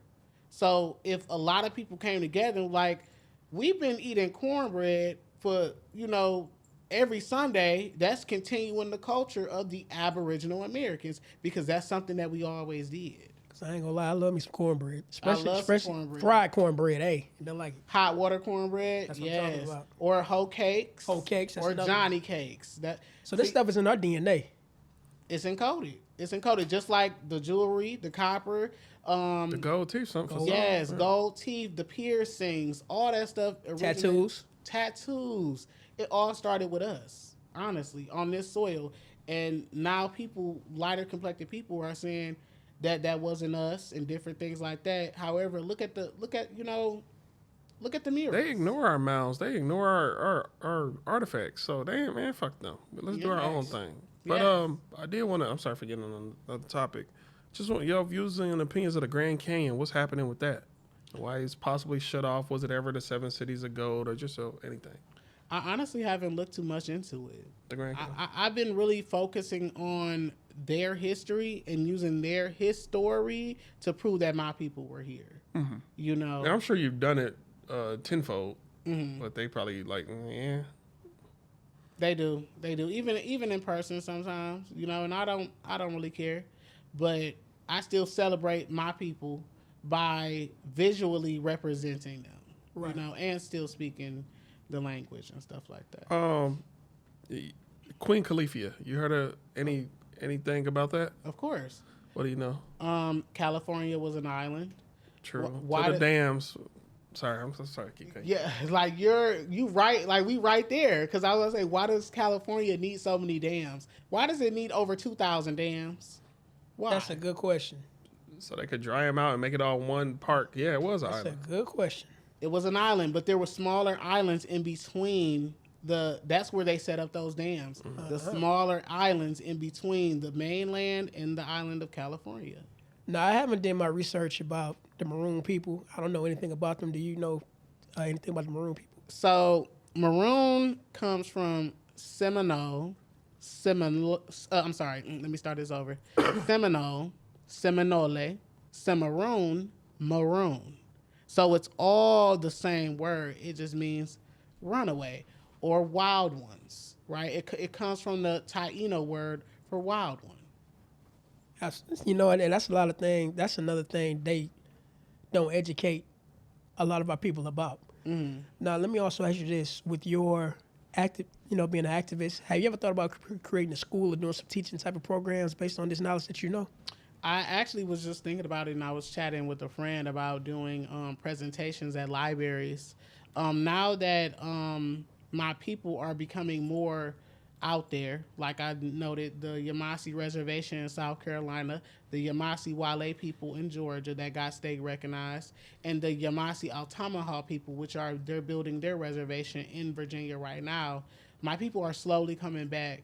So I feel as if it's a need to start going out and hosting presentations and speaking about my people. Can I also ask you this? Do you believe, like we were speaking about the book of Deuteronomy, in the book of Deuteronomy, says after 400 years, the veil will be lifted. Do you think, from what the number that we got the year 1619 until 2019, the truth will start to come more and more to the light? Do you think that's so? Absolutely. The truth is actually unfolding right now as we speaking. So I'm not the only one that, displays our ancient look that we had here. Right. There are other people as well. They're being recorded, put on social media. I know I've probably been recorded, put on social media because I started dressing more. I mean, I just started adding feathers like in November because of, Aboriginal American History Month. Like, that's Indigenous Heritage Month. What month is that? I don't... November, Indigenous Heritage Month. Mm-hmm. We have a day... Yeah, that's November, but we have a day before that as well. But the whole month of November is the month of the Aboriginals. That's what they say because of, Thanksgiving. I was getting ready to ask you about that. Yeah. Man. I was getting ready to say. Even as a kid, Thanksgiving never made sense to me. Like, what are we really celebrating? None of our holidays, all our holidays are about slaughter and BS. Like, we celebrating what? Paganism. That's how they also like flipped it as well. These holidays are really centered around our ceremonies we used to hold, like our corn ceremonies, our festivals, our the solstice. Solstices. Thank you. Summer, winter. Yes. So that's where the holidays, basically stem off of. And they're making us worship pagan people and different things like that. So. Can I also ask you? Sorry to cut you off, but have you been to any type of city halls, any type of government agencies to speak or anything like that? Not yet. Currently, because this isn't the place where my people come from. Right. So it's what I can do is speak generally, especially if I go to a public hall or something like that. I can't speak for the indigenous people like here, so I haven't yet, not up here. However, if I was in where my people are from, Georgia, South Carolina, I would be all down there speaking, advocating. However, it's just hard for me because I don't really know too much history that took place up here, and I'm talking about indigenous wise.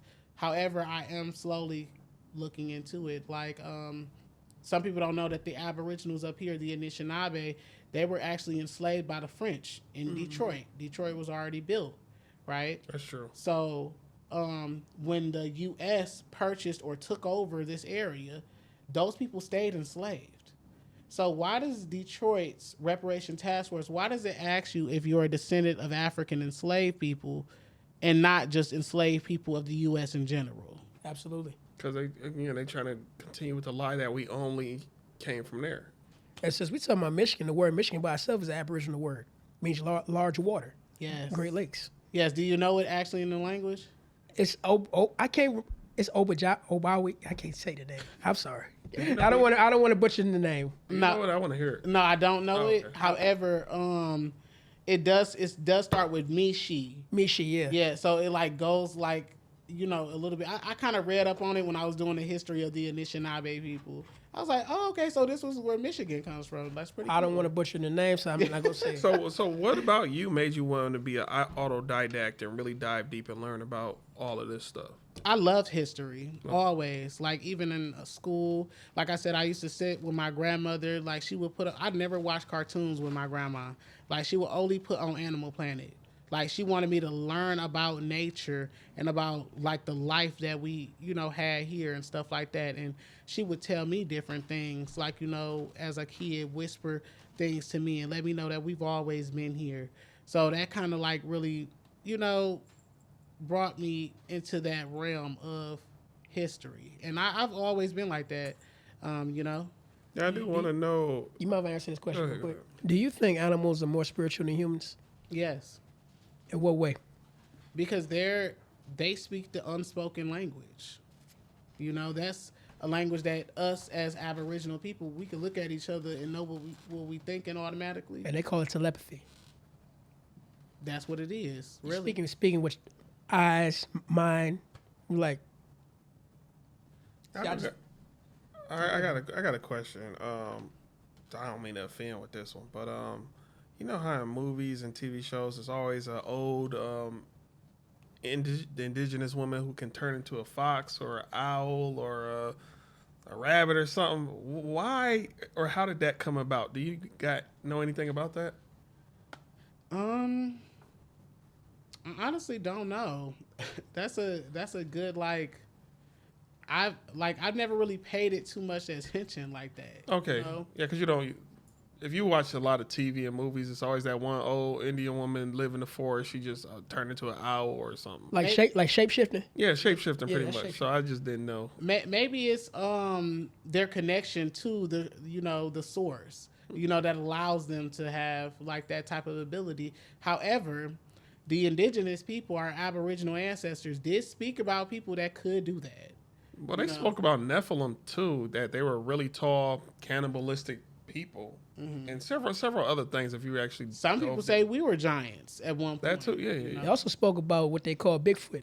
Yes, but that's the wild man. Yeah, the wild man, like you said, yeah. Mm-hmm. Now they call it the Bigfoot.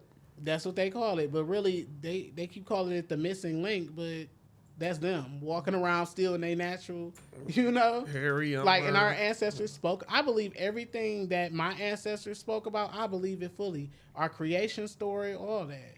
I feel as if when you find that you are indigenous, it's a spiritual thing that you have to connect to with your ancestors regarding it. And then, other than the physical, like kind of like how Hebrew Israelites, they focus more on the Bible, right? They always read out of the Bible.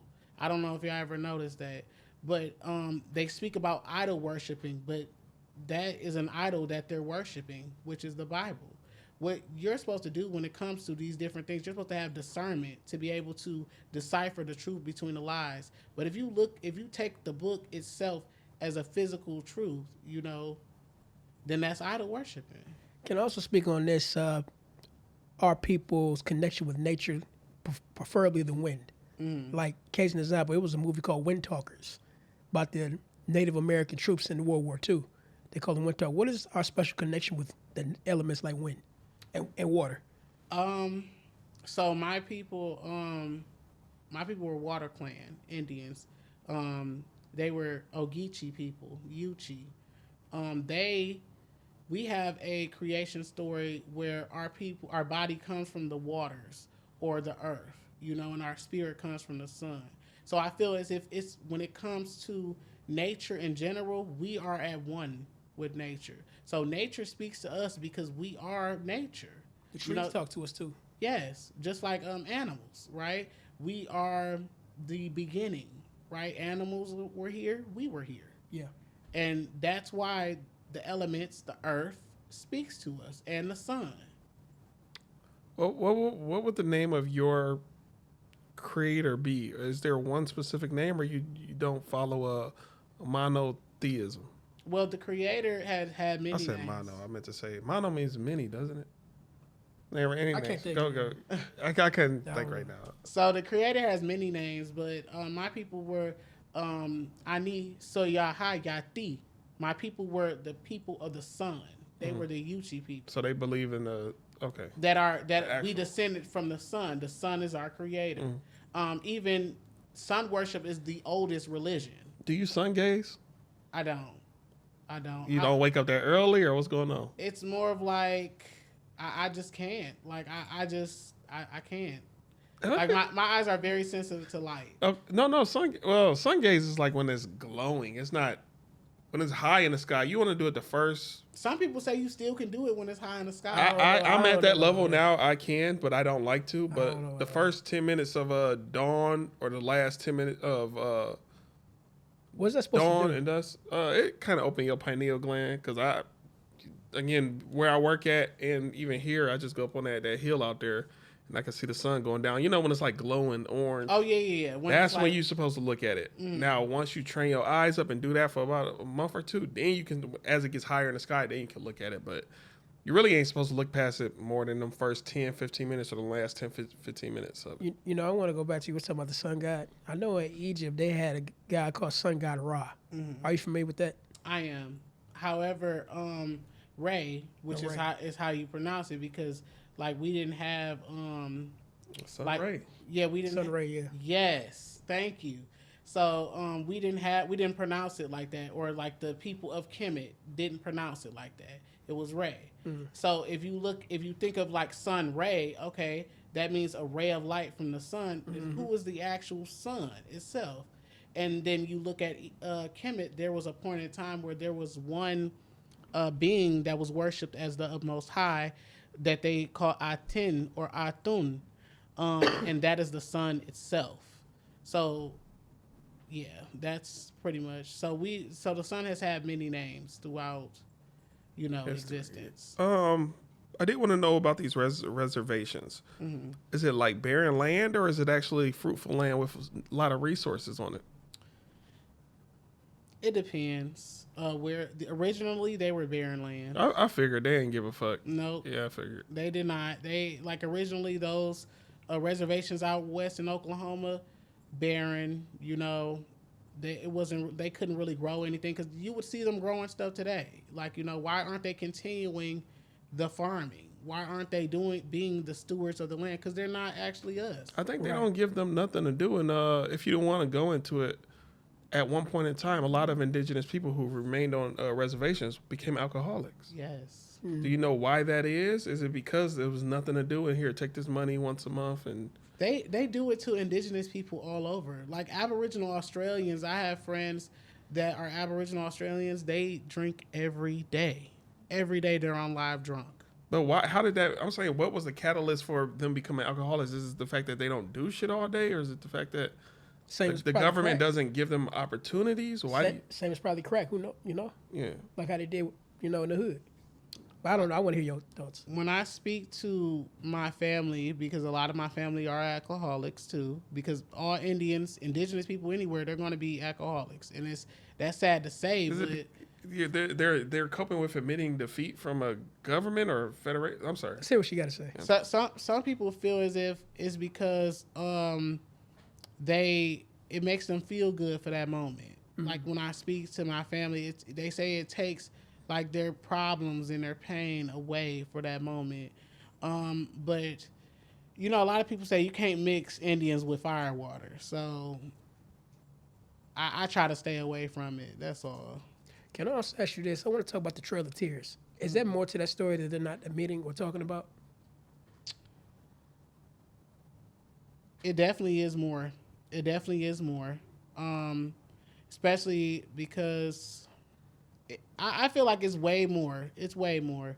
A lot of our people were on there. A lot of people think that there was Siberians on it for some reason. I don't know why they say that. I'm like, you just dismissing their history and everything that they went through.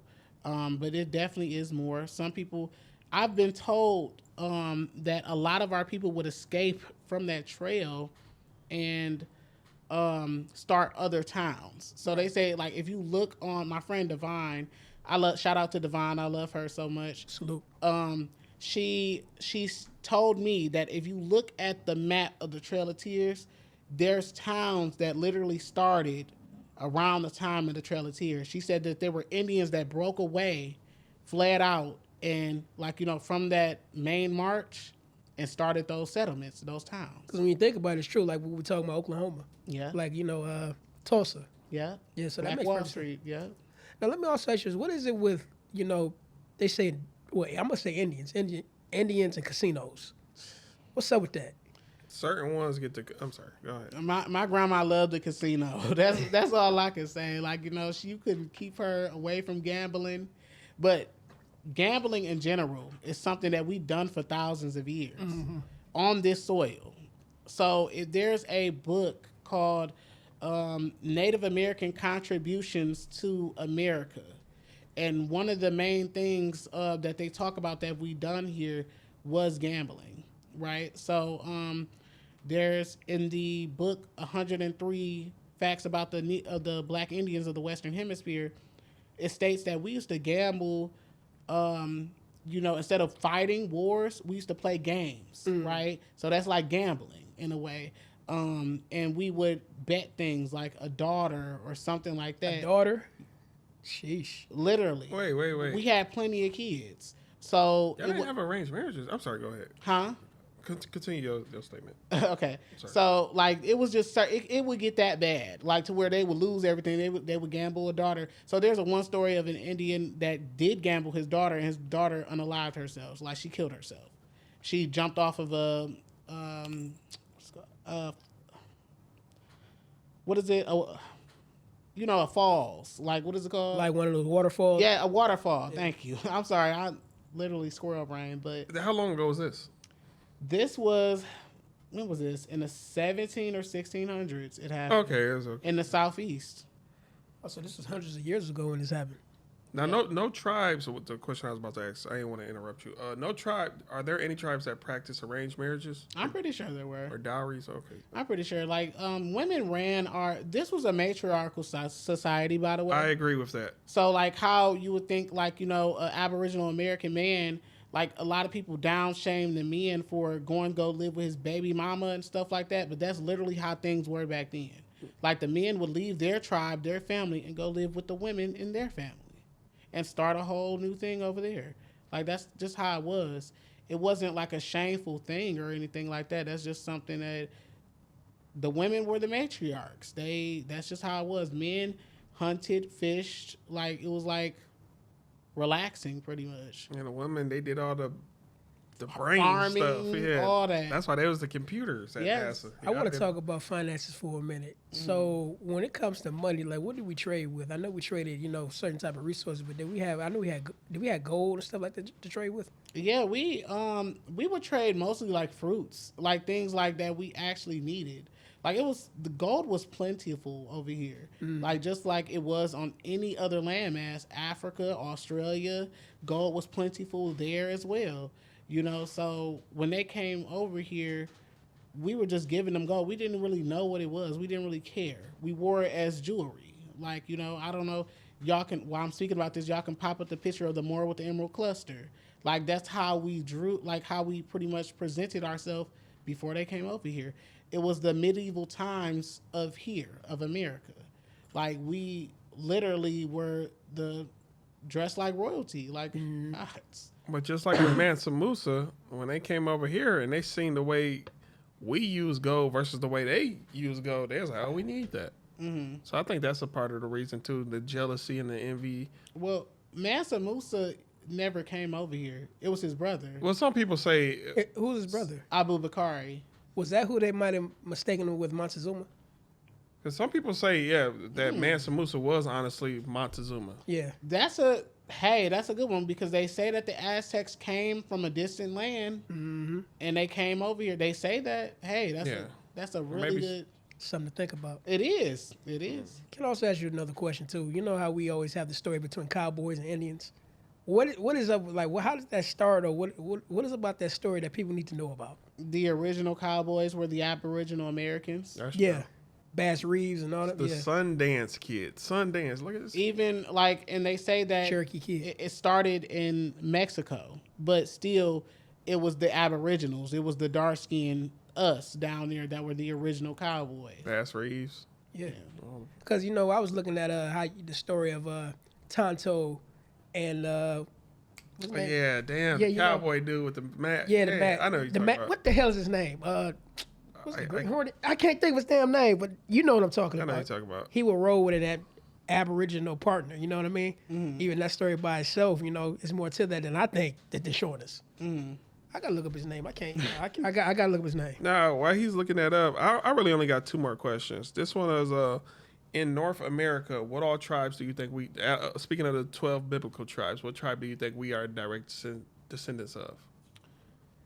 I honestly don't really focus on that. The biblical aspect? Okay. Like that aspect. All I know is that we are the children of God.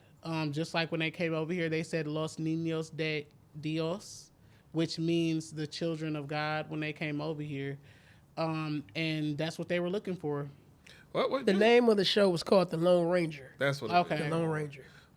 You probably don't got to answer to this. What's your views and opinions of the Mormons? Because they said there were biblical texts here.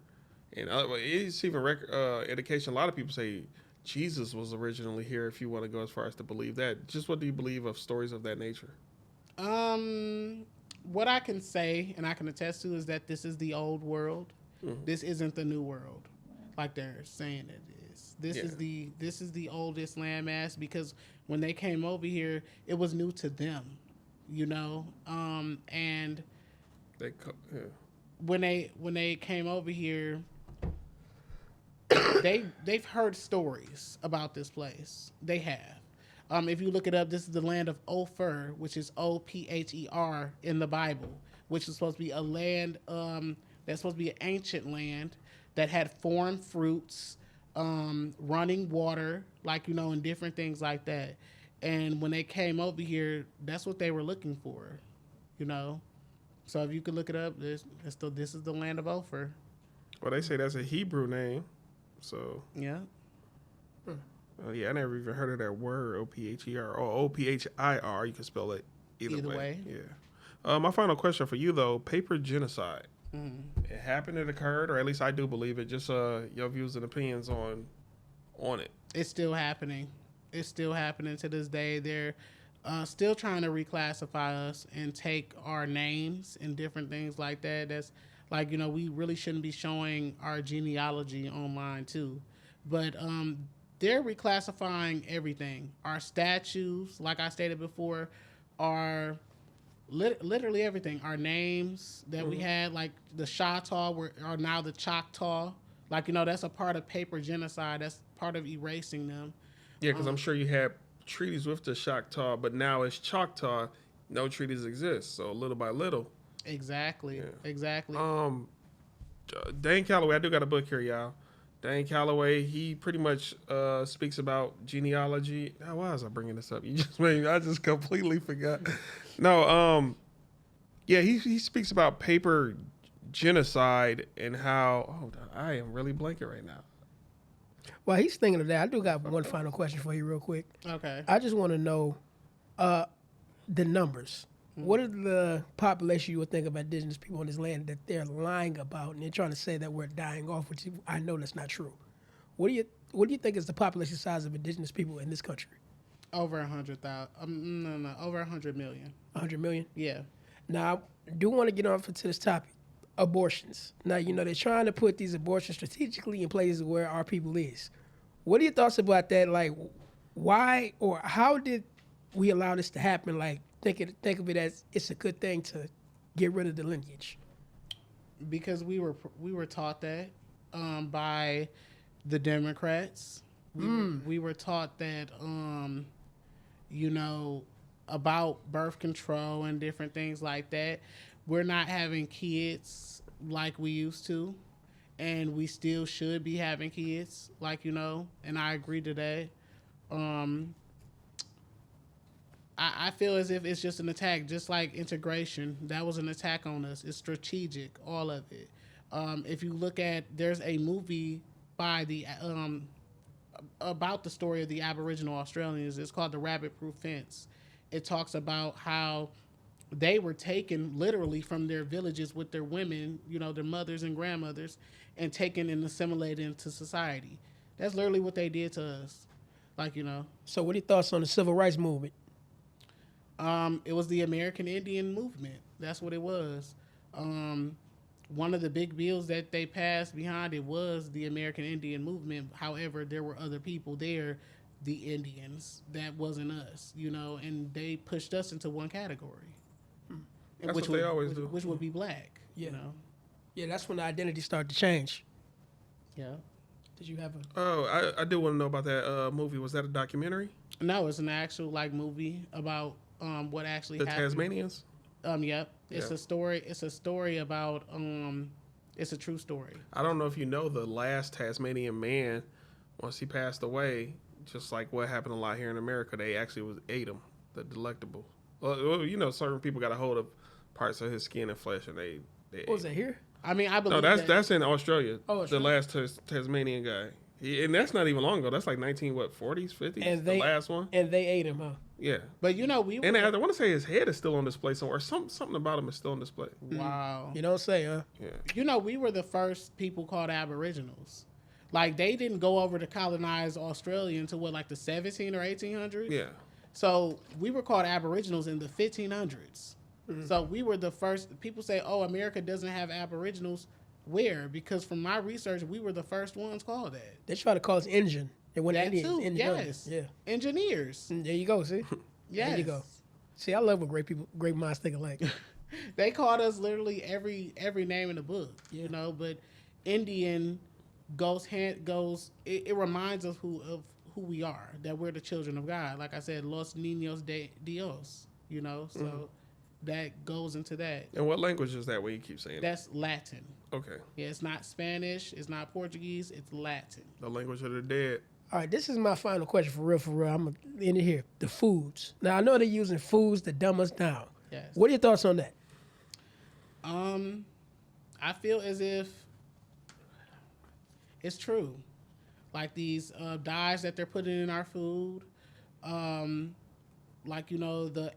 excess sodium that they're putting in these prepackaged foods that we're getting instead of making our actual own food like we used to. Soy? Huh? Soy. S-O-Y. No, I'm saying sodium. No, but I was saying soy. I was adding something on to what you Oh, okay. Yeah. It makes us infertile, allegedly. It makes the melanated man infertile. I didn't know that. It does. Yeah. I didn't know that. That's crazy. Other races, it doesn't. But, everything is different for us. Our biology is different. Yes, very different. Yeah. We're different people than them. Even, Yeah, we are. again, we the only got- ones really lactose. Nobody else get lactose. But Yeah. who else? Literally, my Mexican coworker, she eats milk, dairy, all that, all day, every day. And I told her, I say, the indigenous people here, we were actually lactose, right? I'm like, I'm lactose still. Me too. So I'm like, because we didn't have dairy over here. So that's one indication that you're not you. Exactly. Yeah. Exactly. Like we didn't have dairy over here. So why would your body be accustomed to that? Yeah. Unless it's already embedded in your DNA. They've been here since 1492, and a lot of us are still lactose. We still lactose. I kind of want to make a connection when we talk about Hebrews and indigenous people. One of the connections I wanted to make was the fringes. I know a lot of indigenous people wore fringes, same as Hebrew people. They do say that. They do say that. I honestly don't really dive into that. Like, I feel as if when it comes to the way we dress, it was just the way we dress. A lot of us walked around naked, because especially, and I'm not saying because we were primitive, because it was hot as hell down south. And it was also said that a lot of indigenous people knew Hebrew as well. But they say our languages that we speak. So it's a connection somewhere along that line. They even say things like forced upon rape. I'll just say rape didn't even exist till they came over here. Like, most of us, we didn't do that. We didn't participate in that. Yeah. But I did That- want to that speak let- earlier. but- Go but ahead. King, Go I ahead. said that lets you know that's a savage ass people to force yourself on another person Yeah. unwanted. I I'm mean, they a- would fight, kick, scratch, and you I'm still. like, kill all the men and That then sounds like a wild man, right? Like somebody that does not have no civilized, and then they call themselves civilized. civilized. Earlier when I held up this book, genealogy, I couldn't remember my point, but it was about paper genocide. Pretty much the census was invented against us. They know the real numbers. What they put out in the public was never the real numbers. They was like, damn, they outnumber us still. Same way they're doing it now. Yeah. So That's why they had to ship so many people in through Ellis Island and Angel Island on both coasts. They shipped millions of white people over here. Same way they just did 2 years ago when they brought all the foreigners over here. You remember during the Biden administration. Yep. like even Dane Calloway, if y'all ever do y'all research on Dane Calloway, bright young man, he pretty much got the history books here in America at all these public schools to change the numbers. Because, they said millions of blacks were sent over here on slave ships for some years. He got them to drop that number tremendously. He was like, no, if anybody came, it's about 14, 19,000. Stop going over that number. And that's why they don't really speak about it no more. But they still stand on the number of 388,000. Yeah. Like, they still stand on that, but still that number, those people came over here within 200 years. So that number of people came in the span of 200 years. Really, that's like 10 to 15 people per boat. Yeah. Like, That's not that many. Exactly. But still, the foundation population here were the Aboriginal Americans who were enslaved or prisoners of war on their own land. But it's a lot of people because they pretty much say we came from, I want to say, the Ivory Coast, which would be Ghana, Congo, and a few other places. You go over there, they don't know nothing about slavery. So that lets you know something else is going on. They be like, they don't know nothing. And in fact, I was told they even laugh when they say you African American. They said we don't recognize you. Yeah. You have no idea who you really Even are. if we did DNA tests with a lot of them, we're not. Yeah. So something is going on. Some lie is being told. So whenever I hear somebody say you're African American, I said, don't call me that. But another indication, if y'all want to believe it, that Dan Calloway says to get you to know that you have indigenous or I can't think of the other word. I'll just use it. Aboriginal or indigenous roots to the Americas.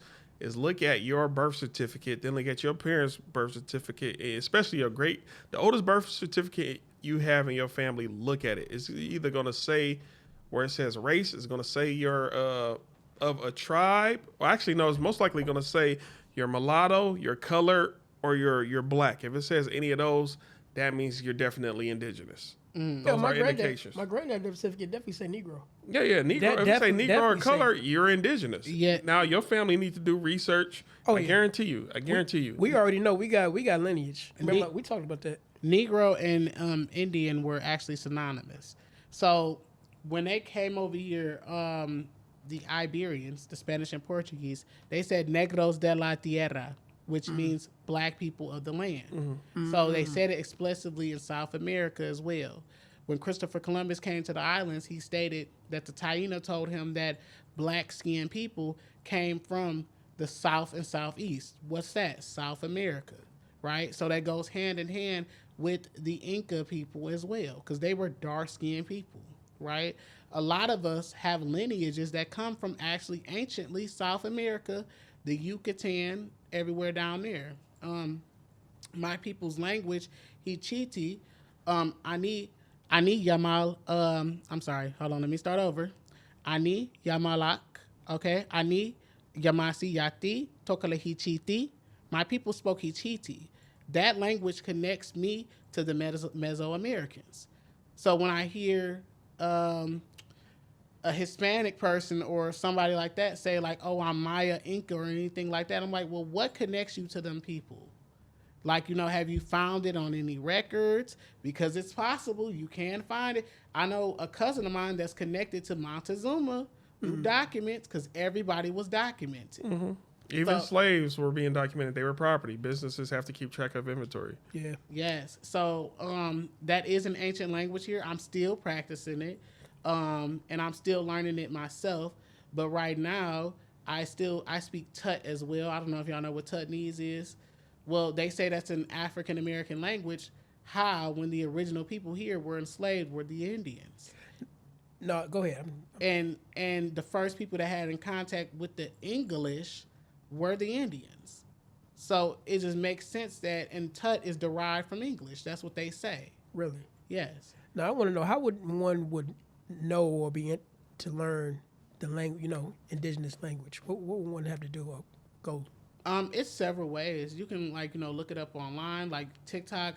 They don't do it publicly because Tut is supposed to be a secret coded language for the Aboriginals, or what they like to try to call us now, and reclassify us further as FBA or Solon, And Yeah, the FBA movement is crazy.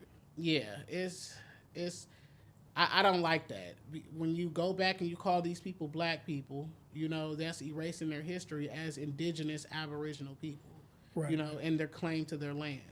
But, yeah, so, like, there's several other ways. I learned Tut from, first of all, I used to hear my grandma speaking it with her cousin that would come over. She was older, too. So when I really found out what the language was called, I really dived deep. So I learned from this guy who has a group, and he teaches people. His whole family knows the language. He's down south and everything like that.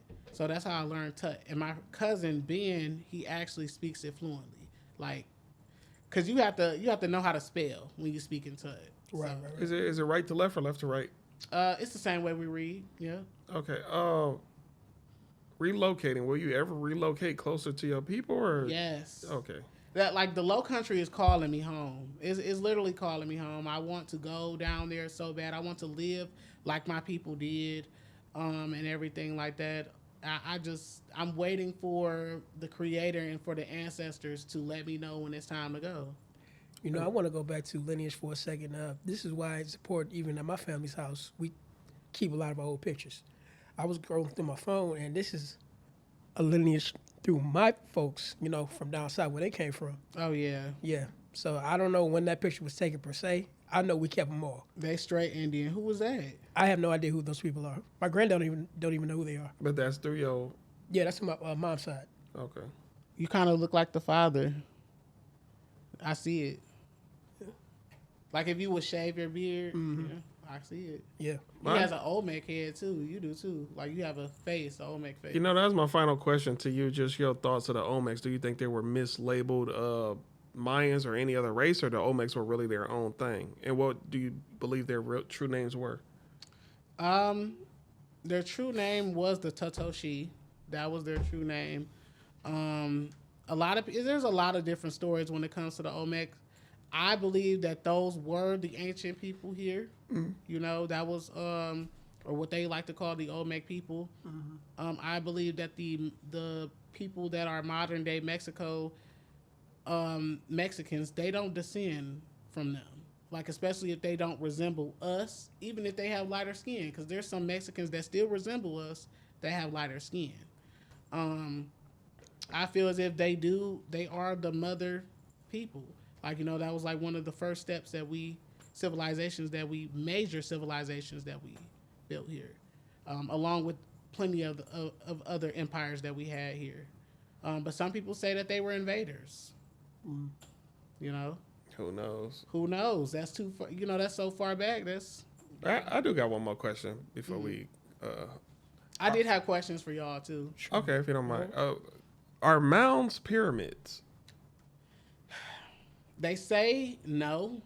However, if they function the same way, they're the same thing.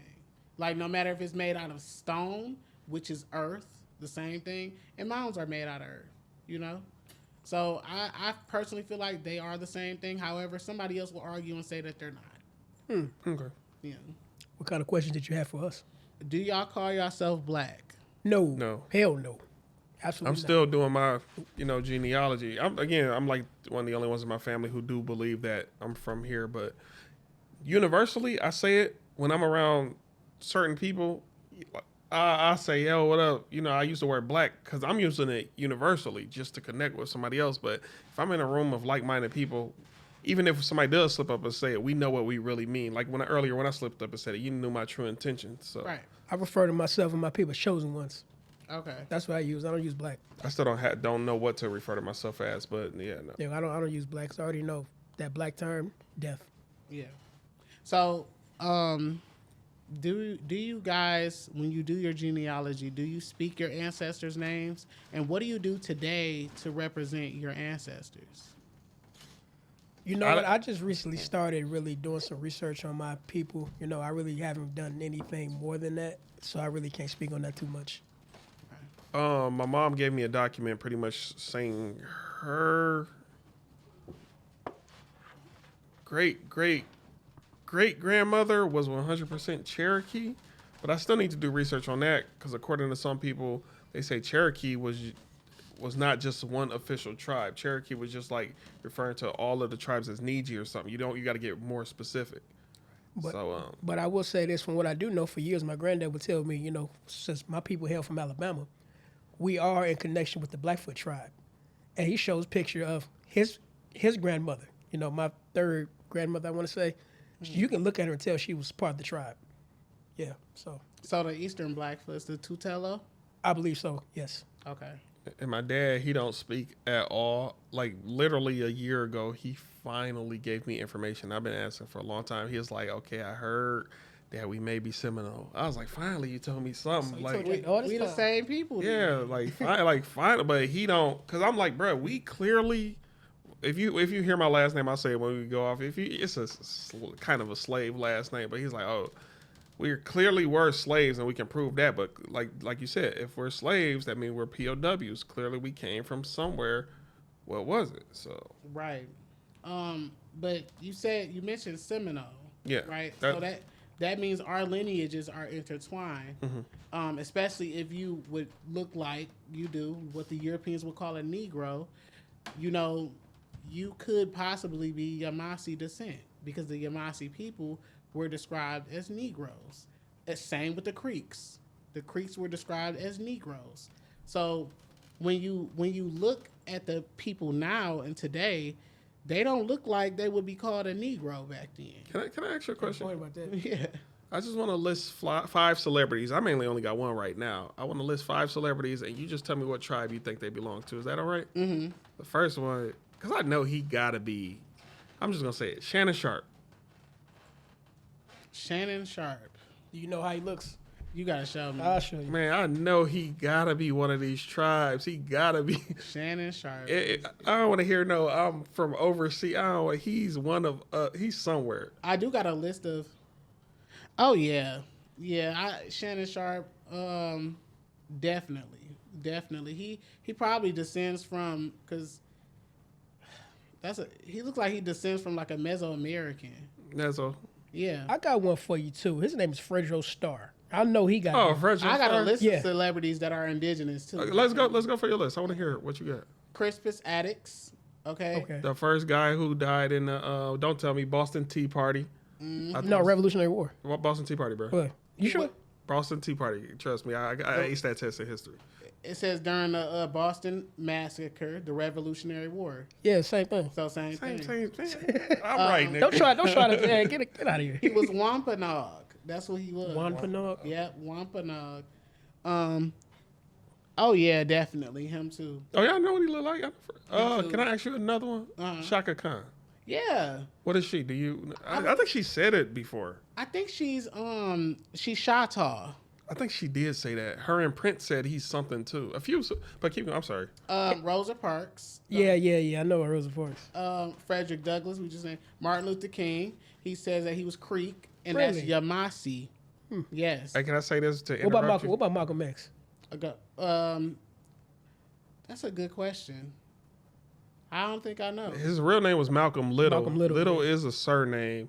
I can't recall. But I did want to say this about, once you mentioned Frederick Douglass, Dane Calloway, he kept wanting to debate with, not Umar. Was it Umar? No, he tried to debate with a few other people. He tried to debate with No, it was Umar, because Umar keeps saying he related to Frederick Douglass. Okay. And what's I the think I have heard. They were supposed to debate, and then one day Dane Calloway, I don't know if I seen it on a live a long time ago. He was like, man, I wish he would have done, because he knew he was going to tear him up. He was like, yo, we're not going to debate ever, but this was going to be like my fatality. I was going to prove to him that if you are truly related to Frederick Douglass is indigenous, so therefore now I'm destroying your whole Pan-African shit. That was like his final blow, and I was like, oh yeah, he would have tore your ass up. I got a person for you actually. What about Pharrell? Pharrell, yeah. Pharrell Williams. I know he is. I know he is. I think Pharrell has like Asian ancestry too. I'm sorry, I'm not I have sure. allergies. Well, there are several black people who Asian people look like, and most of the actual darker Asians, they just keep them out of the public. We They have still the exist in the right original foot. Asiatics. That like the indigenous people here were classified as Asiatics, and the so-called black Asiatics here would be the original Asiatics of this land. Mm-hmm. Like if none of us look like we West African, but if we go to Oceania or the Pacific Islands, we will literally find people there that are indigenous from there. That's only from there, and they look just like us. Why is that? Yeah. Good question. Because when people stay kind of tribed up, they develop a distinct look. Because I can always spot an Ethiopian. Yeah. Like or in a Or Somalian. Somalian, like your face is oval shaped. Like I can. And they got features too. You can tell. Yeah, y'all tribes kind of stayed with each other. Y'all didn't venture out. So those two specifically, I can always spot. So, some people say that we actually come from the Polynesian migration, like the oceanic migration. That's what some people say, which was I believe a couple hundred years or 1,000 years before the white people came over here. But when they still had the ice bridge and shit, you could walk over. well, yeah, that's what they say. But some people say we sailed over here. What's your thoughts about a bunch of Mexican people who look Asian? The Manil Magellan slave trade. Okay. She talked about that. Yeah, they that's how they look like that. Like it's not very talked about. Just Can like you how repeat it again? The minute. Manil Magellan slave trade. Okay. Just like the American Indian slave trade, that's not talked about. Like, they really just glorify the transatlantic. Right. But if you look at it, the American Indian slave trade is the beginning of the transatlantic. And guess what? It goes back into what Dan Calloway always said. It was told in reverse. They only told the part where they pulled people from Africa. They didn't tell us that they put people there. They didn't say that. OCO. Shannon Thamel. I don't know. That's all I know. That means hello in Cherokee. I believe so. Don't get no. Shalagi. Yeah. Shalagi. I gotta learn another language, man. You do. That's how you connect to your ancestors. And also, not even just that. Like, get copper. Start wearing copper. Literally raises our frequency. I got copper and with magnet. My granddad used to have a copper bracelet. I mean, not a copper bracelet, but a pin bracelet made of pennies. Okay. Back when pennies was that real. That real. Yeah. But like you have to do things to celebrate your ancestors too. And a lot of people might find wearing feathers goofy. I feel as if some people are just embarrassed to wear like feathers. They just don't know. If you focus on what other people think, you're never gonna grow anyway. Exactly. And if you're going to be indigenous here, you have to distinguish this corporation that's over our continent. It goes off lookership.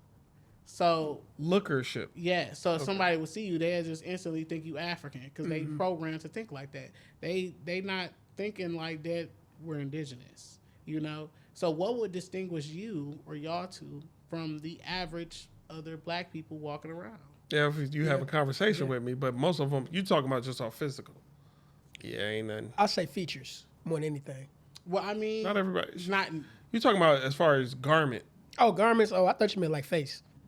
No, even your face. Like they're gonna think you from Africa regardless. They don't care about none of that. They just see your skin color like you African. Can I also ask you a question real quick? It's about tobacco. Now, did tobacco have any type of healing effects or any type of spiritual effects? It was a spiritual thing for the people of the Southeast, like inhaling tobacco. Not even just that, marijuana as well. We would do it casually, like just like we do it any other day. Right. People say, like they won't say like we were doing it casually, but we were doing it at social events. Just like if you go to a party or a kickback, anything like that. Like today, how we smoke, even at your own space in your own home, we would do that. They call it hookah now or whatever, Yeah. But we used to literally roll marijuana and tobacco leaves too back then. But it does have health properties too. I can't not recall it right now. I want to say it's help fight parasites and something. It's what they're doing to the tobacco and marijuana now that is affecting us because we would live hundreds of years while doing that.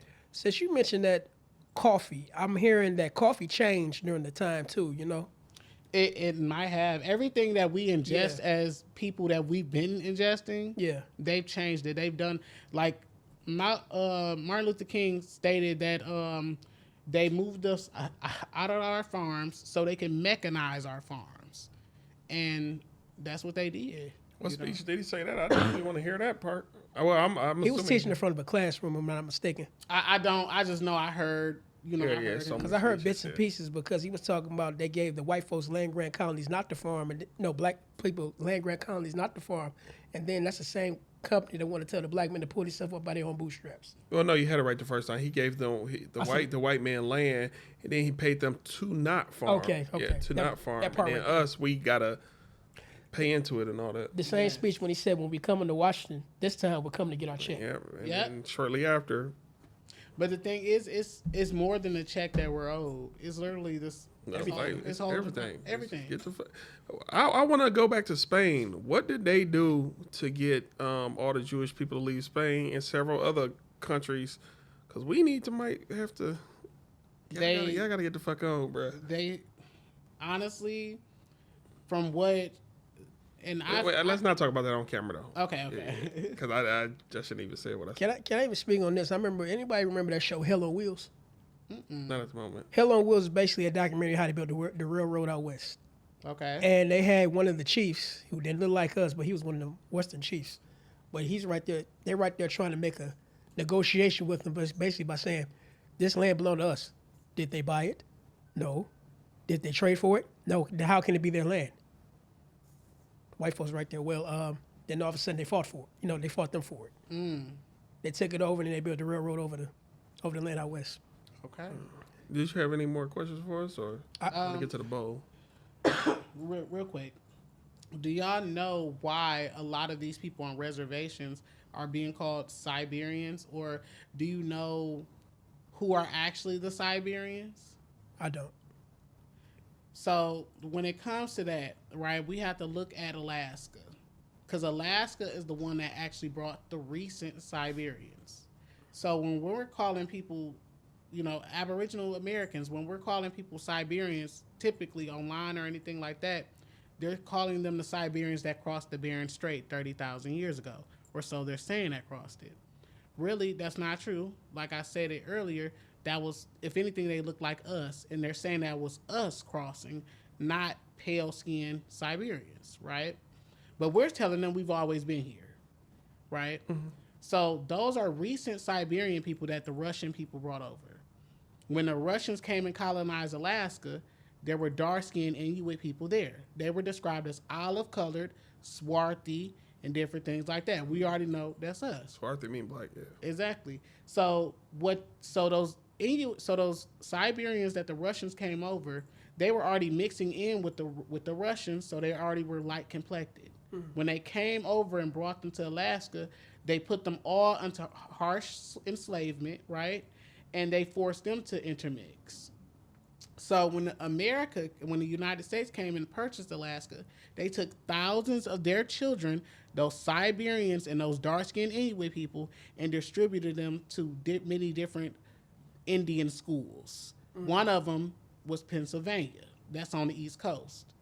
That's how recent Asiatic look got over here in the late 1800s, early 1900s, if you look at pictures. And what I mean by recent is that lighter complected Asiatic look, not the darker skin like the Yamasee or the Seminoles were.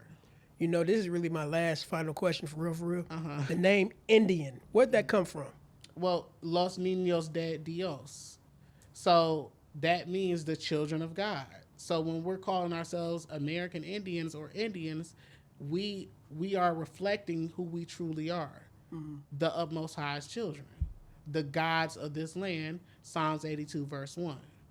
I do want to say this about the Indians. We were labeled Indians here first before they were called Indians overseas in India. Hindustan. Yeah, I wish I could recall the article that could let you know, but we were labeled Indians first before them over there. And now they whole country. I forgot what they used to be called before they took Bharat. Bharat, that's what it was? Yeah, that was the indigenous name, Bharat, and Hindustan. That's what they were called. I actually have a map of the, the late 1400s and early 1500s where this land was actually called India Superior. Oh, shit. It's actually still hung up in Spain in the museum. Really? Yep. Damn, I wish I could get a copy of that. I can send that over to you. Yeah, send that over. We gotta look more into me over. It that. says La Florida, and it says India Superior. What was do you remember what Michigan used to, Michigan used to be called, or it was always Michigan? I honestly don't know. I was really just looking at like in awe of the India Superior, and then like Yeah, we gotta look more into that. I seen the map of America with all the mounds and pyramids. Man, there's several. Yeah. There's several here. It was like several 100,000. It was way more. They done destroyed everything. They done ingested our ancestors. Like how you said, somebody mentioned eating the Tasmanian, right? Yeah, over in Australia. They done it here. Yeah. Like we already know the book of the delectable Negro, right? Or Indian. That's facts. Hey, one of- Yeah. What they call Excuse me. Nat Turner. Yes. Nat Turner. Yeah. Yep. Yeah, He was actually indigenous too. Yeah. And his grandson is on TikTok speaking out about it. Really. Yeah. See, that's the only thing that's weird. I love Dan Calloway, but he did say he didn't exist. He said Nat that Turner? he said that Turner and Harriet Tubman. Harriet Tubman didn't exist. Those two were shocking to me. I still don't side with him or disagree with him because I need more information. You're just doing your own research Yeah. behind it. There's nothing wrong with it. If y'all ever, because you mentioned that you have Seminole ancestry, look into Chief Sekou, Mickey Sekou. He is from Florida, and from the coast down there. He has the Yamasee Reservation in South Carolina. Look up his interviews. Try to like learn and do your own research from his interviews as well, because how I know so much about the Yamasee people and about the nation that we had down there is from him. I'll definitely look into it. You're going to have to text them names to me. I don't know how to spell some of them.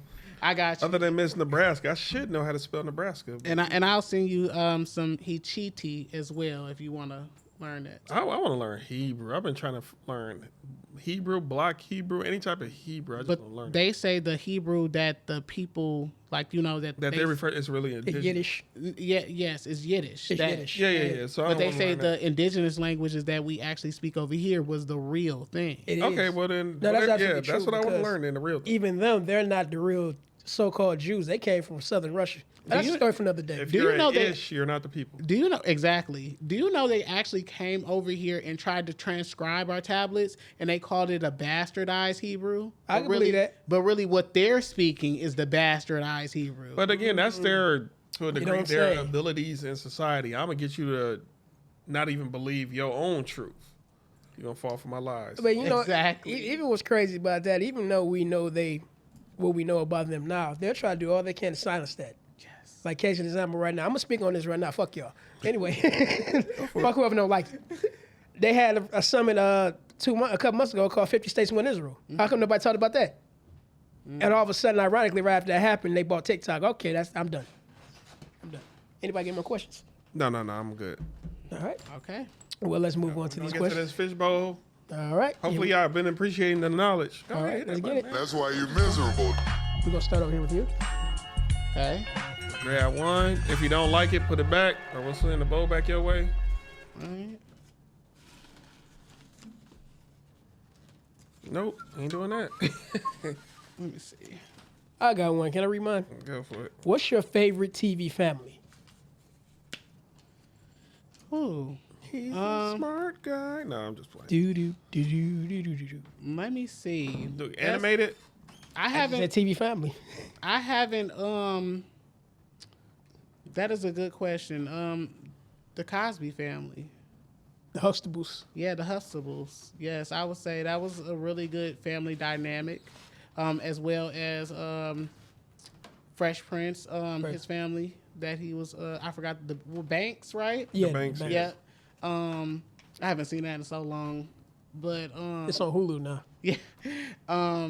Definitely, I do like their family dynamic as well. Some really good, points in there that really touch your heart because it hit home as well. Do I just read? Well, hold on. We got to. We all got to answer the question. Okay. I'm going to say with me, it's going to be the Boondocks because they leave a lot of hidden gems in that show. And also, I'm also going to say the Wayans brothers. They funny as hell. Yeah. I was about to say them too. I probably would just do the Huxtables.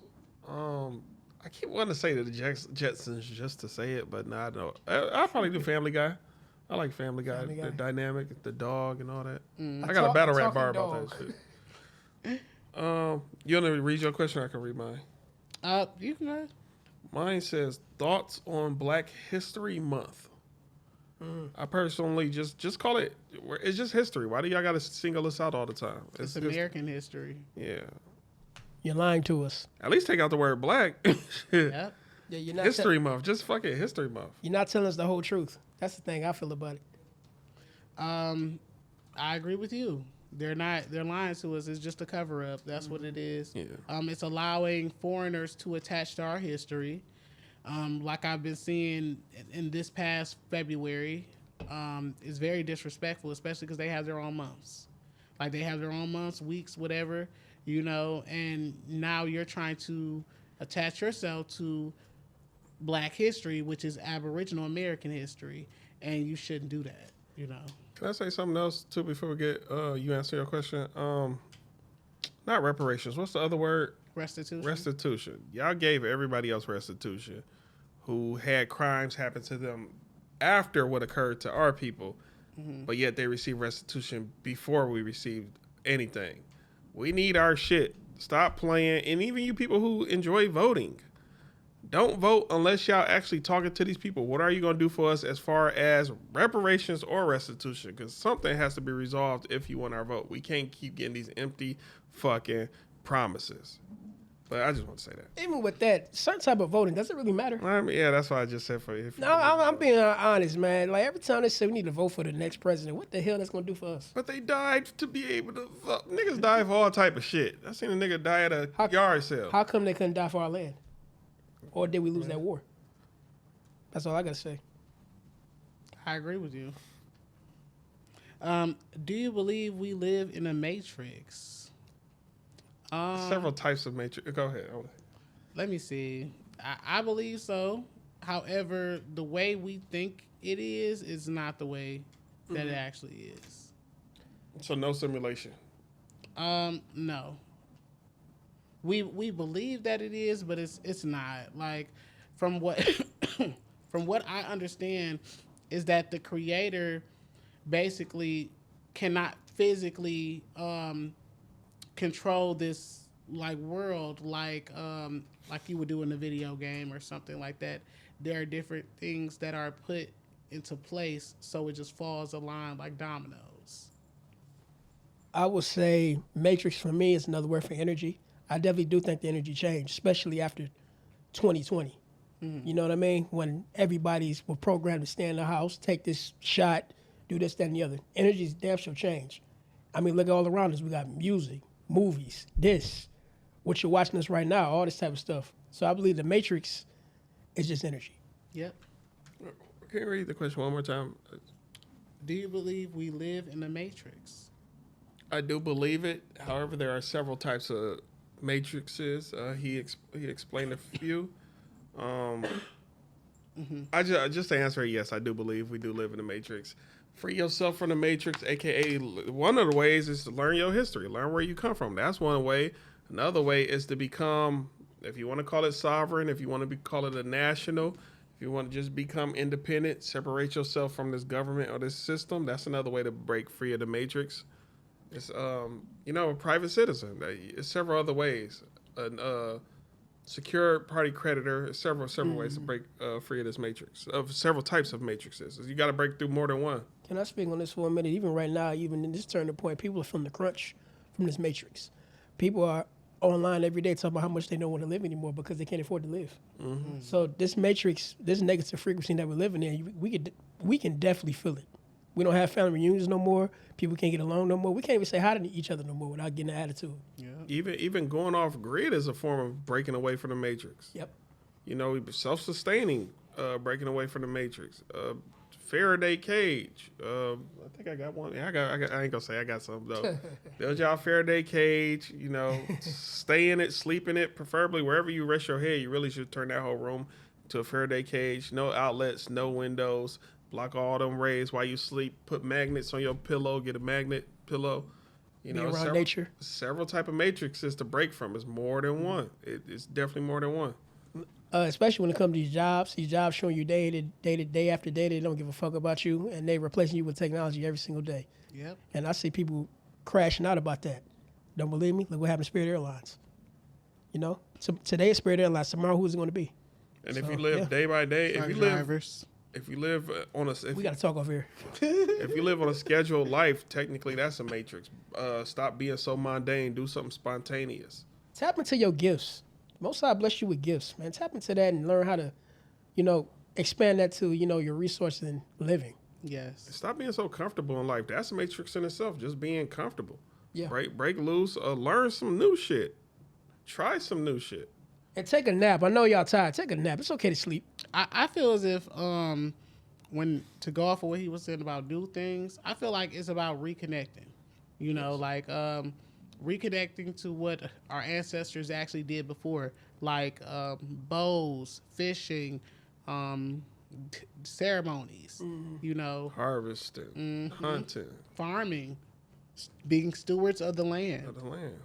And you know, it also tied back into love too, because you can see a lot of people who have a hard time loving themselves. Yes. You know what I mean? That's another thing. I did have one question. It just came to my mind.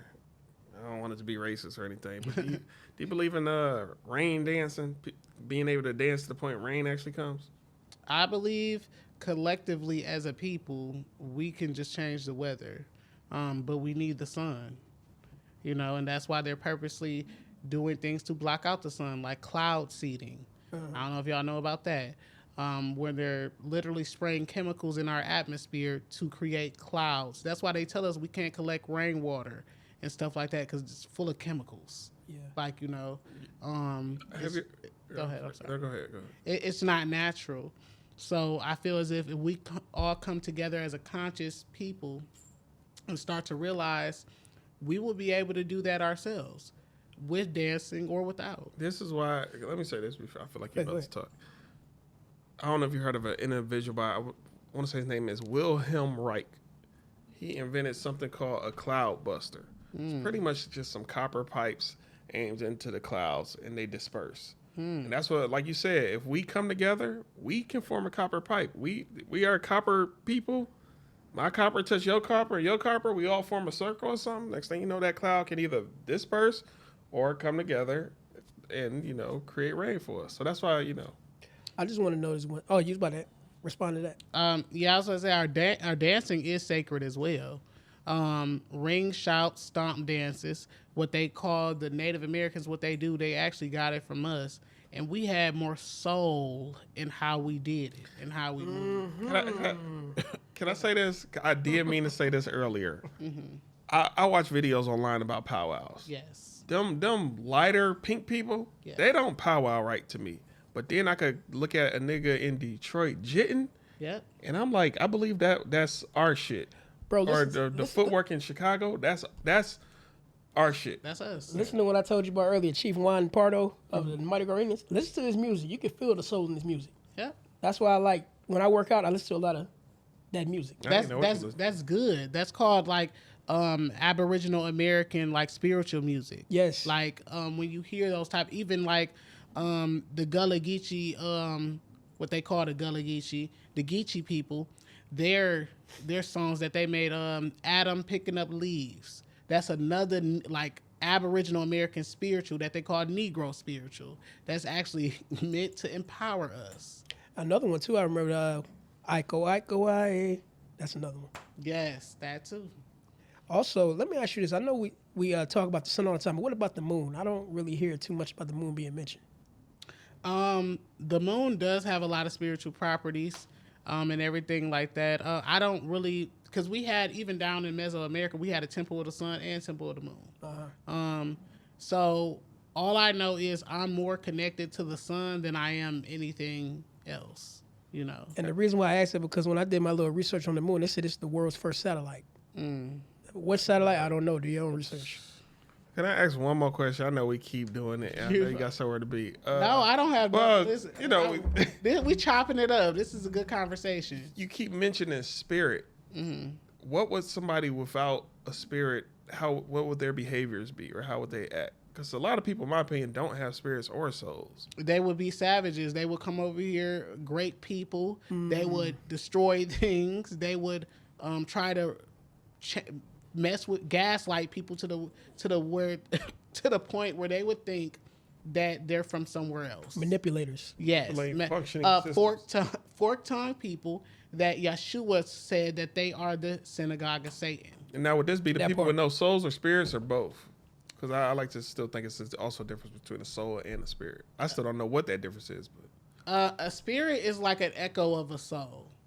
It's the remnants. There's something that Aboriginal Australians believe that's called the dreaming. That time is a circle, a big circle. So, say for instance, like last week, y'all had another guest here. The guest spirit would still be here. You get what I mean? Like they're echoes of the past. However, your soul is the now, and that's pretty much like how that is. That's why they say be careful who you let in your house, in your presence. You let those spirits in. I burn that sage. The echoes, yes. Because some things when you see, like, they can bring a disruption to your house. And you wonder why you and your spouse is arguing or why the kids acting a certain type of way. Yeah, Because that remnants of that person is in your house. exactly. Burn that sage if you believe in it, or that that wood. I can't think of this. You know what I like to do? Sometimes, like during the fall when it started to warm up, open up all the doors and all the windows. Oh yeah, You do all that. Yeah. Yep. Let that good air in. Yep. All right, y'all. I had a good show. I had an excellent show. I love it. Yes. Hey, Very informative. if anybody wants to get in touch with you, how can they do so? Y'all can find me on TikTok, which is the American Aborigine. That's pretty much what I use right now. Okay. You be on there arguing with niggas. I'm pretending. I do. Because they be having us fucked up. Like, they really be trying us. Like, saying, like, we come from Africa and different things like that, and they don't have any type of history. Especially old boy.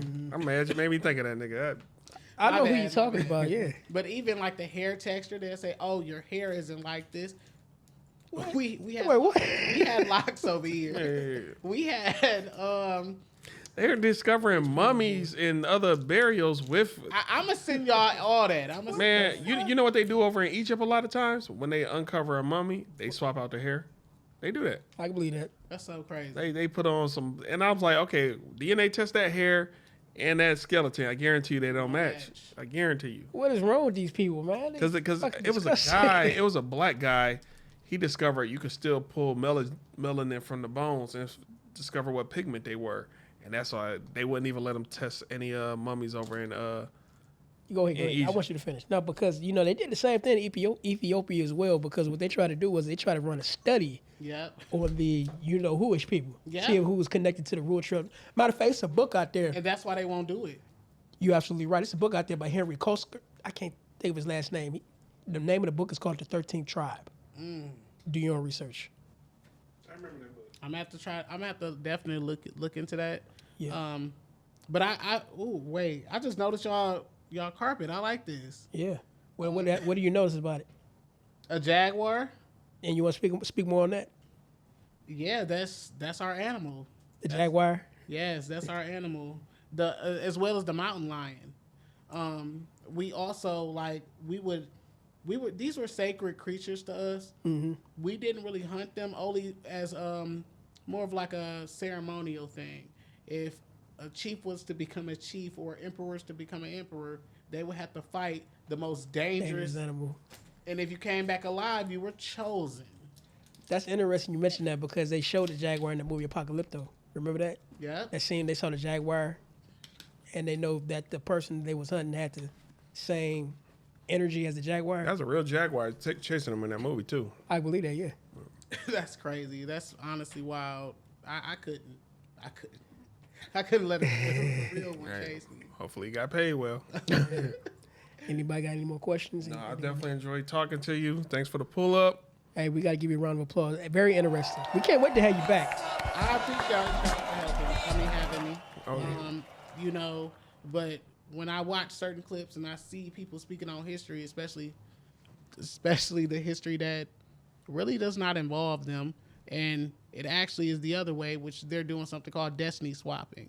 So I don't know if y'all ever heard about that. I never. I'm heard not of familiar. that. It's when people come somewhere, they wipe out the indigenous population, and then they assume the positions of those indigenous people. Oh, like the people who left black and came back white with the ish at the end of their name.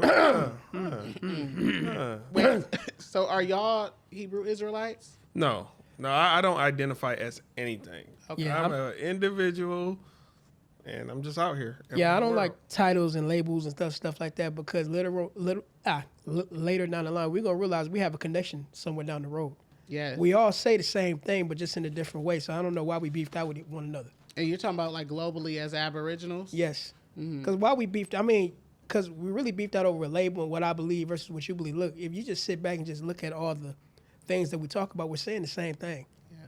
So that's what I think.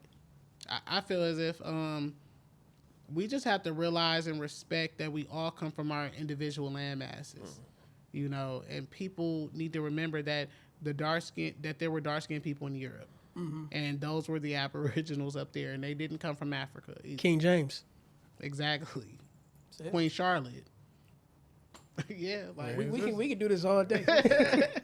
literally. Yeah. But I do descend from those dark melanated Europeans as well that came over here, integrated with with the Aboriginal Americans who were also dark skinned. So that's why they needed to import all those white people through Angel and Ellis Island, because everybody was dark over here still, you know.